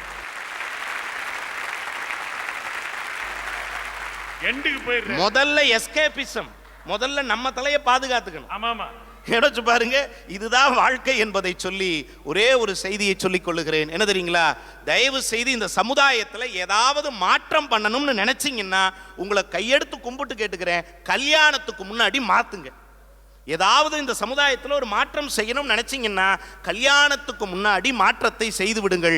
ஏனென்றால் திருமணத்திற்கு பிறகு உங்களால் உங்கள் வீட்டு டிவி சேனலை கூட மாற்ற முடியாது என்பதை தயவு செய்து மறந்து விடாது. முடிஞ்சா சீரியல் பார்க்கும்போது சேனலை நீங்க கையில ரிமோட் எடுத்து பாருங்க. சூப்பர், வாய்ப்பே இல்லை நடுவர் அவர்களே. திருமணத்திற்கு முன்புதான் உண்மையான மகிழ்ச்சி. அதற்கே உங்களுடைய நல்ல தீர்ப்பை வழங்குமாறு கேட்டுக்கொண்டு நன்றி கூறி விடைபெறுகிறேன். நன்றி, வணக்கம். ஆஹா, பேராசிரியர் தன்னுடைய நாவன்மையில் பிச்சு எடுத்துட்டார். மனைவி அந்த காலத்தில் எப்படி இருந்தாங்களாம், பின் தூங்கி முன் எழுவாள். இப்பவும் அப்படி தான் இருக்கிறாங்க. நைட்டு படுப்பு இந்த பக்கம் படுத்திருப்பா, அப்புறம் பார்த்தா பின்பக்கம் படுத்திருப்பா. ஏன்னா ஏசி அங்கே தான் ஜாஸ்தி கூலாக வரும்னு. அதனால் என் பொண்டாட்டி இப்படி தான் முன் தூங்குவா, பின் எழுவா. அது ஒன்றும் பிரச்சனை கிடையாது. அதனால் ஒரு ப்ராப்ளம் நீங்கள் நினைக்கும் தப்பு. இப்போ மனைவிகள் அப்படி தான் இருக்கிறாங்க. திருமணத்துக்கு பின்பு தான் என்று பேசுவதற்காக திருமதி கோவை சத்யா அவர்கள் வந்திருக்கிறார்கள். பட பட பட பட பொறிஞ்சு தள்ளுவாங்க, கொஞ்சம் ஜாக்கிரதையா இருங்க. போனா போது நானும் பொறுமையா கொண்டு வந்தாங்கன்னா ஆம்பளைகளுக்கு ஒரு அடக்கம் வேணும் இல்லைங்க? அதானே என்ன பேச்சு பேசுறாங்க அவங்க. ஆமாமா, இல்லைங்க நீங்க ரெண்டு பேத்துக்கு பொதுவா இருக்கு. பார்வை அப்படி வருதுல, நீங்க ரெண்டு பேத்துக்கு பொதுவு. நடுவர்களே வேண்டாதெல்லாம் ஞாபகத்துல வச்சுக்குவாங்க, வேணுங்கிறதெல்லாம் ஞாபகத்துல இருக்காதுங்க. இதுதான் இவங்க பொழப்புங்க. ஆனால் அந்த திருமண பந்தத்துங்க அந்த பொண்ணுங்கிற வந்தா தானுங்க வாழ்க்கையில சந்தோஷம். அதுக்கு முன்னால வரைக்கும் ஆண்களை என்னங்க சொல்லிட்டு இருப்பாங்க, தண்டச்சோறும்பாங்க, வெட்டி பையம்பாங்க, ஊரை சுத்திக்கிட்டு இருக்கிறாம்பாங்க. ஆனா திருமணம் ஆனதுக்கு அப்புறம் தான் ஒரு ரேஷன் கார்டுலயே குடும்ப தலைவன் உங்க போட்டா வருதுன்னா திருமணத்திற்கு பின்பு தானே இன்பம் இருக்கு. என்ன இன்பம் இல்லைன்னு பேசிட்டு இருக்கிறீங்க வந்து நின்னுட்டு. அதுலயும் நடுவர் அவர்களே, இவங்க 3 பேரும் பேசும்போது நீங்க அவங்களுக்கு ஜால்ரா போட்டீங்க பாருங்க. அப்படிலாம் இல்லம்மா, அதெல்லாம் சும்மா ஒரு ஜாலிக்கு, தப்பா நினைச்சுக்காதீங்க. நான் உங்க பக்கம் தான். ஆனா எனக்கு உங்களை பார்த்தா ஒரு சந்தோஷம் நடுவர் அவர்களே. வீட்டுல எப்படி தலையாட்டுறீங்களோ அதே மாதிரி இங்கேயும் தலையாட்டிட்டே இருக்கு. ஆமா, நான் இப்ப ஃபாலோ பண்ணிட்டேன். 2 தலை நதியா சொன்ன மாதிரி இப்படி. ஆமா, அதே மாதிரி இருக்கிறீங்க இங்கேயும். நல்லவர் நடுவர் அவர்களே. ஆனா அண்ணன் வந்து பேசும்போது ஒரு வார்த்தை சொன்னாரு, மயில்ல ஆண் மயில் தான் அழகு, குயில்ல ஆண் குயில் தான் அழகு, அதுதான் அழகா பாடுதுன்னாரு. அதே மாதிரி நான் ஒத்துக்கிறேங்க. சிங்கம்னு ஒண்ணு இருக்குது பாருங்க நடுவர் அவர்களே, அதுல எல்லாருமே நான் ஆண் சிங்கம் நெஞ்ச நிமித்தி சொல்லுவாங்க ஆண்கள். ஒத்துக்கலாம். ஒரே ஒரு விஷயம் தெரிஞ்சுக்குங்க, ஆண் சிங்கம் எங்கேயும் போய் போராடி இறைய கொண்டு வராது. பெண் சிங்கம் போராடி கொண்டு வர இறைய சாப்பிட்டு சிவனேன்னு கிடக்கும். அவங்க டிஸ்கவரி சேனல் பார்த்துட்டு பேசுறாங்க. ஏங்க அதை கணக்கில் எடுக்காதீங்க. அவனுக்கு வேண்டிய ஷார்ட்டா எடுத்து போடுவான். நடுவர் அவர்களே, எதிரணியில் இருக்கிறவங்க போய் டிஸ்கவரி சேனல் பார்க்கும்போது அப்புறம் நானும் பார்த்துட்டு தானுங்க வருவேன். அப்புறம் அவரு போய் மயிலையும் குயிலையும் பார்க்கும்போது அது காளமாடெல்லாம் பார்த்துட்டு வர்றாரு, ஜல்லிக்கட்டுக்கெல்லாம் போகுது, ரெண்டும் காளமாடெல்லாம் பார்த்துருக்காரு. அப்ப நான் போய் சிங்கத்தை பார்க்கணும்ல நடுவர் அவர்களே. வாழ்க்கையில சந்தோஷம்ங்கிறது இப்படி மனைவி வந்ததுக்கு அப்புறம் தாங்க சந்தோஷம். சொல்லுங்க. சொல்றோம். ஆமா, நாங்க வீட்டுல இருக்கிறோம், நீங்க போய் சம்பாதிச்சு வந்து போடுங்கன்னா சொல்றோம். ஒத்துக்க மாட்டேன்றீங்களே? ஆமாங்க நடுவர்களே, நல்லா ஒத்துக்கணும். நாங்கள் உண்மையாகவே ஆணும் பெண்ணும் இன்னைக்கு சரிசமமாக சம்பாரிச்சுட்டு தான் இருக்கிறோம். ஆனால் உண்மையிலுமே நடுவர்களே, அந்த மனைவிங்கிற எப்படிப்பட்டவ தெரியுங்களா? அழகா ஒரு கவிஞர் சொல்லுவார், காலையில் நான் விழிக்கும் முன் விழிக்கும் விழி. அவர் அழகா சொல்லுவார், தான் குளிக்கும் பொழுது என் முதுகை தேர்க்கும் மூன்றாவது கை. அந்த முதுகை தேய்ச்சி விடுற மூன்றாவது கை அப்படிம்பாரு. தொண்டர் அடிமை வேடம் பூண்ட மனைவி என் மனைவி, அவ என்னுடைய திருமண நாள் அவளுக்கு துறவு நாள்னு சொல்லுவார் நடுவர்கள். இப்படித்தான் எல்லாத்தையும் விட்டு கொடுத்து மனைவி உங்க வீட்டுக்கு குடும்பம் நடத்த வந்தா இவங்க பேசுற பேச்ச பாருங்க. மனைவி வந்ததுனால நான் கேட்குறேன், இவங்க 3 பேர் இவ்வளவு தூரம் பேசினாங்களே நடுவர்களே, இவங்க 3 பேரும் இப்ப பட்டிமண்டபம் முடிஞ்சுன்னு அவங்க வீட்டுக்கு போவாங்களா இல்ல திருவண்ணாமலையில போய் கிரிவலம் சுத்த போவாங்களா? அநேகமா நாங்க வீட்டு பக்கமே போக முடியாது, தெரிஞ்சு போச்சு. இல்ல எங்க இது பட்டிமன்றம் முடிச்சுட்டு வீட்டுக்கு தாங்க நேரடியாக போயாகணும் நடுவர்களே. ஆனால் உண்மையிலே குடும்பத்துக்குள்ள சந்தோஷங்கிறது எப்படி தெரியுங்களா இருக்கு? இப்போ நானெல்லாம் என்ற வீட்டில் சண்டை வந்துச்சுன்னு வைங்க, நான் பக்கத்து வீட்டிலலாம் போய் ஐயோ அண்ணா மாமா அப்படி அடிச்சாருன்னா, அக்கா மாமா இப்படி அடிச்சாருக்கான்னு யாருக்கிட்டையும் போய் சொல்ல மாட்டேங்க நடுவர்களே. ஏன்னா யார்கிட்டையும் போய் சொல்ல மாட்டாங்க. நம்மள தமிழ்நாட்டு பொண்ணுங்க அப்படி போய் பண்பாடுலாம் போய் சொல்லக்கூடாதுங்க. சத்தியமாக குறிப்பாக கோவை சத்தியா யார் வீட்டையும் போய் சொல்ல மாட்டா. அப்பப்போ தூக்கி போட்டு 4 மிதிப்பேன், அவ்வளவுதான். ஆமாங்க. ஏங்க ராணுவத்துக்கு போனா குண்டடி படுறாங்கல்ல, ராணுவத்துக்கு போனா எங்கேயோ இருந்து வர்றவங்க கிட்ட குண்டடி படுறாங்களே, கல்யாணமான பொண்டாட்டிக்கிட்ட அடி வாங்கினா என்ன தப்பு? கரெக்ட், ஒன்றும் தப்பு இல்லை நடுவர்களே. புரிஞ்சிச்சு, எனக்கு அப்பவே புரிஞ்சிச்சு. அதுங்க அது அதுலயும் இந்த முதல் உட்கார்ந்து இருக்கிறவங்க அந்த கடைசி உட்கார்ந்து இருக்கிறவங்க சொன்னாங்க பாருங்க. இவரு சொல்றாரு, என்ற வீட்டு சொந்தம் வந்துட்டு அவளுக்கு குது குதுன்னு வந்துருது, இடுப்பெல்லாம் பிடிச்சிக்குதுனாரு. அந்த கடைசியில் இருக்கிற பையன் சொன்னா அப்படி பாருங்க, வந்து நின்றுட்டு மட்டமான சோத்தை போடுறாங்க, அவங்களுக்கு மட்டும் மட்டனும் சிக்கனும் போடுறாங்க. சத்தியமா சொல்றேங்க, நாங்க பெண்கள் எல்லாம் போய் பேச மாட்டாங்க. என்னோட சொந்தம் வந்ததுன்னா, என்ற சொந்தம் வந்துச்சுன்னா நானும் சிக்கனு மட்டனுன்னு நெய்டப்பா உருளும் நான் செய்வேன். அதே மாமன் வீட்டு சொந்தம் வந்துச்சுன்னு வைங்க, வெறும் வரக்காப்பி தான் வச்சு ஊத்துவேன், வரக்காப்பி தான் வச்சு ஊத்துவேன். ஏன் தெரியுங்களா? அதுல ஒரு விஷயம் இருக்குதுங்க. இப்ப என்ற சொந்தம் எல்லாம் வந்ததுன்னு வைங்க, நான் அப்படியே சிக்கனும் மட்டனும் செஞ்சு போட்டேன்னா என்ற சொந்தம் வெளியே போகும்போது என்ன சொல்லிட்டு போகும் தெரியுங்களா? சே எங்க அக்கால பாரு, எங்க மாமன் நல்லா பாத்துக்கிறாரு, குடும்பத்தை நல்லா நடத்துறாருன்னு சொல்லி போட்டு போவாங்க. அதே வந்து என்ற மாமன் வீட்டு சொந்தம் வந்ததுன்னு நான் சிக்கனும் மட்டனும் செஞ்சு போட்டேன்னு வைங்க, தின்னு தெரிச்சுட்டு வெளியே போகும்போது என்ன சொல்லிட்டு போவாங்க தெரியுங்களா? வந்துக்கிறாவார் ஒருத்தி, என்ற பையன் சம்பாதிக்கிறத உரை இவ தின்னே அழிச்சு போடுவாளாட்டுறதுன்னு போவாங்க. ஓ, அதனாலதான் நீங்க போடுறது இல்லை? அதனாலதான் போடுறேன். என்ன கருத்துற அப்பா, யாருமே திங்க் பண்ணடா இப்படிலாம். இதுல ஏதாவது இருக்கா நடுவர்களே? ஏதாவது குற்றம் குறை கண்டுபிடிக்க முடியுங்களா? எதுவும் கண்டுபிடிக்க முடியாதுங்க. இதுல வேற அவர் வந்து ரவி வந்து சொன்னாரு பாருங்க, டி டி டின்னு எல்லாம் கூப்பிட்டு இருந்தாங்க, இப்போ டீ போட்டு கொடுக்குறோம்னு சொன்னாங்களே. இல்லை நாங்கள் தான் அன்பா உங்களை மாமான்னு கூப்பிடுறோம், அத்தான்னு கூப்பிடுறோம், நீங்கள் ஏன் டீ டீன்னு டீ போட்டு கூப்பிடுறீங்களா? நீங்கள் இத்தனை தடவை டி டின்னு கூப்பிடுறீங்களே, நாங்களும் சோறு உப்பு போட்டு தானே சாப்பிட்றோம், மிளகா போட்டு காரத்தோடு தானே சாப்பிட்றோம், நாங்களும் ஒரு நாளைக்கு கோவப்பட்டு இந்தாடா காப்பி கொடுத்தா. ஆமா இல்ல டா போட்டு பேசினா என்ன தப்புன்னு கேட்கணுங்க. அப்புறம் இவங்க மட்டும் டீங்கும் போது நாங்க டா போட்டு பேசுறது தப்பு இல்லைங்க. ஆனா நாங்க பெண்கள் எல்லாம் டா டான்னு போட்டு பேசும்போது ஆண்கள் என்ன நினைச்சுக்கணும் தெரியுங்களா? அட பாசமா நம்ம பொண்டாட்டி நம்மளை பார்த்து டார்லிங்னு கூப்பிடுறான்னு எடுத்துக்கணும். அதே மாதிரி நீங்க எங்களை பார்த்து டி டின்னு கூப்பிடும்போது நாங்க என்ன நினைச்சுக்குவோம்? அட பாசமா நம்ம மாமா நம்மளை பார்த்து டியர்னு கூப்பிடுறான்னு நினைச்சுக்குவோம். அவ்வளவுதானுங்க. டானா டார்லிங், டீனா டியர். அந்த டாவும் டியும் சேர்ந்துதான் டாடின்னு சொல்றதுக்கு வீட்டுக்குள்ள ஒண்ணு விளையாடுங்க. இதுதானுங்க குடும்பம். இனிமே டாதான் வீட்டுல தெரிஞ்சு போச்சு. இதுதானுங்க குடும்பம். அதை விட்டுப்பட்டு வந்து நின்றுட்டு கல்யாணம் பண்ணனா கஷ்டம், கல்யாணம் பண்ணா கஷ்டம். அதுலயும் பையன் சொன்னா அப்படி பாருங்க ஒரு வார்த்தை, கல்யாண வீட்டுல வந்து என்ற நான் கூப்பிடவே இல்லை, அவன் வந்து எச்சலை எடுத்துட்டு இருந்தான் அப்படின்னு சொன்னா அப்படிங்களே. நடுவரவர்களே, நட்புங்கிற விஷயத்துல நான் கேட்கற தெரியாம கேட்கல, தெரிஞ்சே கேட்கறேன். இன்னைக்கு காதலிக்கிற பசங்க இருக்கிறாங்களே, யாராவது காதலிக்கிற பசங்க தன்னோட காதலிய நண்பனுக்கு காட்டுவானான்னு கேளுங்க. காட்ட மாட்டாங்க, காட்ட மாட்டான். ஏன்னா நண்பன் உடனே வீட்டுல போய் போட்டு கொடுத்துருவா, நம்ம போல நாரி போயிருந்து அவனுக்கு தெரியும், நம்ம காட்ட மாட்டானுங்க. அதே மாதிரி பொண்ணு பார்க்க போகும்போது பாருங்க, தன்னை விட நிறத்துல குறைவா இருக்கிறவனை தான் கூட்டிட்டு போவாங்க, ஏன்னா தான் அழகா தெரியணும்னு. இவங்க பொழப்பே இதுதானுங்க நடுவரவர்களே. ஆனா அப்படியெல்லாம் இல்லாம பெண்கள்ங்கிறவங்க எப்படி இருக்கிறாங்க தெரியுங்களா? இன்னைக்கு வாழ்க்கையில திருமணத்துக்கு பின்னால நீங்க வாழ்க்கையில நுழையும்போது உறவுகளுக்குள்ள சூழ்ந்து வரக்கூடிய அந்த வாழ்க்கையில எவ்வளவு சந்தோஷம் தெரியுங்களா? கல்யாணம் ஆயிட்டு இவங்க சொல்லுவாங்க, இளமையில சொல்லுவாங்க, என்ன கேட்கறதுக்கு யார் இருக்கா, கர்வத்தோட சொல்லுவாங்க. ஆனா அதே முதுமையில அதே வார்த்தை வரும், என்ன கேட்க யார் இருக்கா, பரிதாபமா சொல்லுவாங்க நடுவரவர்களே. இதுதான் நடுவர் அவர்களே, இதுதான் குடும்பம்ங்கிறது, இதுதான் மகிழ்ச்சிங்கிறது. இதுதான் முதுமையில் கூட தன்னுடைய மனைவி தன்னுடன் இருக்கிறாள் என்பதுதான் தனக்கு இன்பம்னு ஒரு கணவன் சொல்றான்னா அதுதான் இன்பம். உண்மையான விவரம் என்னன்னு சொன்னா, கல்யாணம் ஆனதுக்கு அப்புறம் உண்மையாகவே நட்பை பிரிந்து வருபவள் யார் என்று கேட்டால் பெண் மட்டும்தான் அப்படி நட்பை பிரிந்து வர்றா. ஆணுக்கு நட்பு என்னைக்குமே இருக்குதுங்க. ஆணுக்கு கல்லூரி பருவ வாழ்க்கையில் இருக்கிற நட்பு அப்படியே இருக்குது, பள்ளி பருவ வாழ்க்கையில் இருக்கக்கூடிய நட்பு அப்படியே இருக்குது, திருமணத்திற்கு முன்னால பக்கத்து வீட்டில் இருக்கக்கூடிய நட்பு அப்படியே இருக்குது.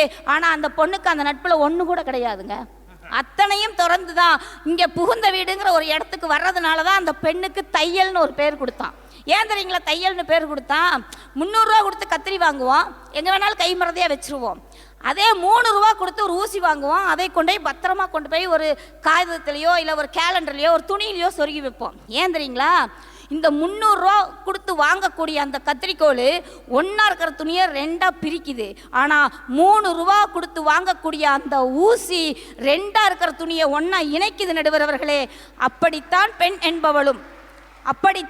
என்பவளும் புகுந்த வீடு பிறந்த வீடு என்று இருக்கக்கூடிய 2 குடும்பங்களையும் இணைக்கும் தையலாக அவள் இருக்கிறாள்ங்கிறது தான் பெண்ணுக்கு தையல்னு பேர் கொடுத்தாங்க.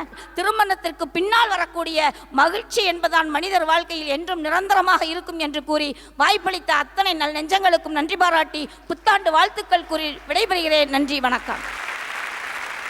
ஒரு குரு கிட்ட போய் பையன் கேட்டான், எங்க அம்மா கல்யாணம் பண்ணணும்னு சொல்றாங்க, எப்படிப்பட்ட பொண்ணை கட்டலான்னு. குரு சொன்னாரு, டேய் ரொம்ப படித்த பொண்ணை கட்டாத, உன்னை மதிக்காது. படிக்காத பொண்ணை கட்டாத, உன்னை சுத்தமாக ஒன்று சொன்னால் புரியாது. அப்போ எப்படி பணக்கார கட்டலாமாண்ணா? பணக்காரி கட்டாத, உன்னை மதிக்காது.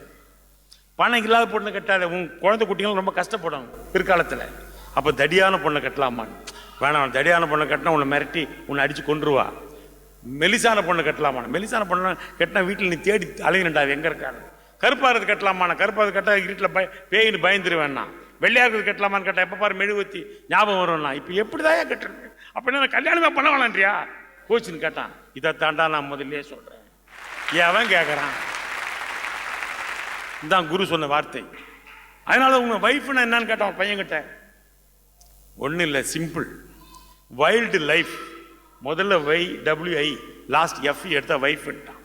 ஏன்னா அதாவது வைல்டு லைஃப் எப்படி இருக்குமோ அப்படிதான் இருக்குன்றான். அதனால கல்யாணத்துக்கு பின்னாடி ஒரு லட்சியம் நிறைவேறதுக்கு ரொம்ப கஷ்டமான விஷயம். ஒரு லட்சியம் நிறைவேறணும் அவன் கல்யாணத்துக்கு முன்னாடி தான் உழைப்பான். ஏன்னா அவனுக்கு கவலை இல்லை, குடும்பம் இல்லை, பாரம் இல்லை.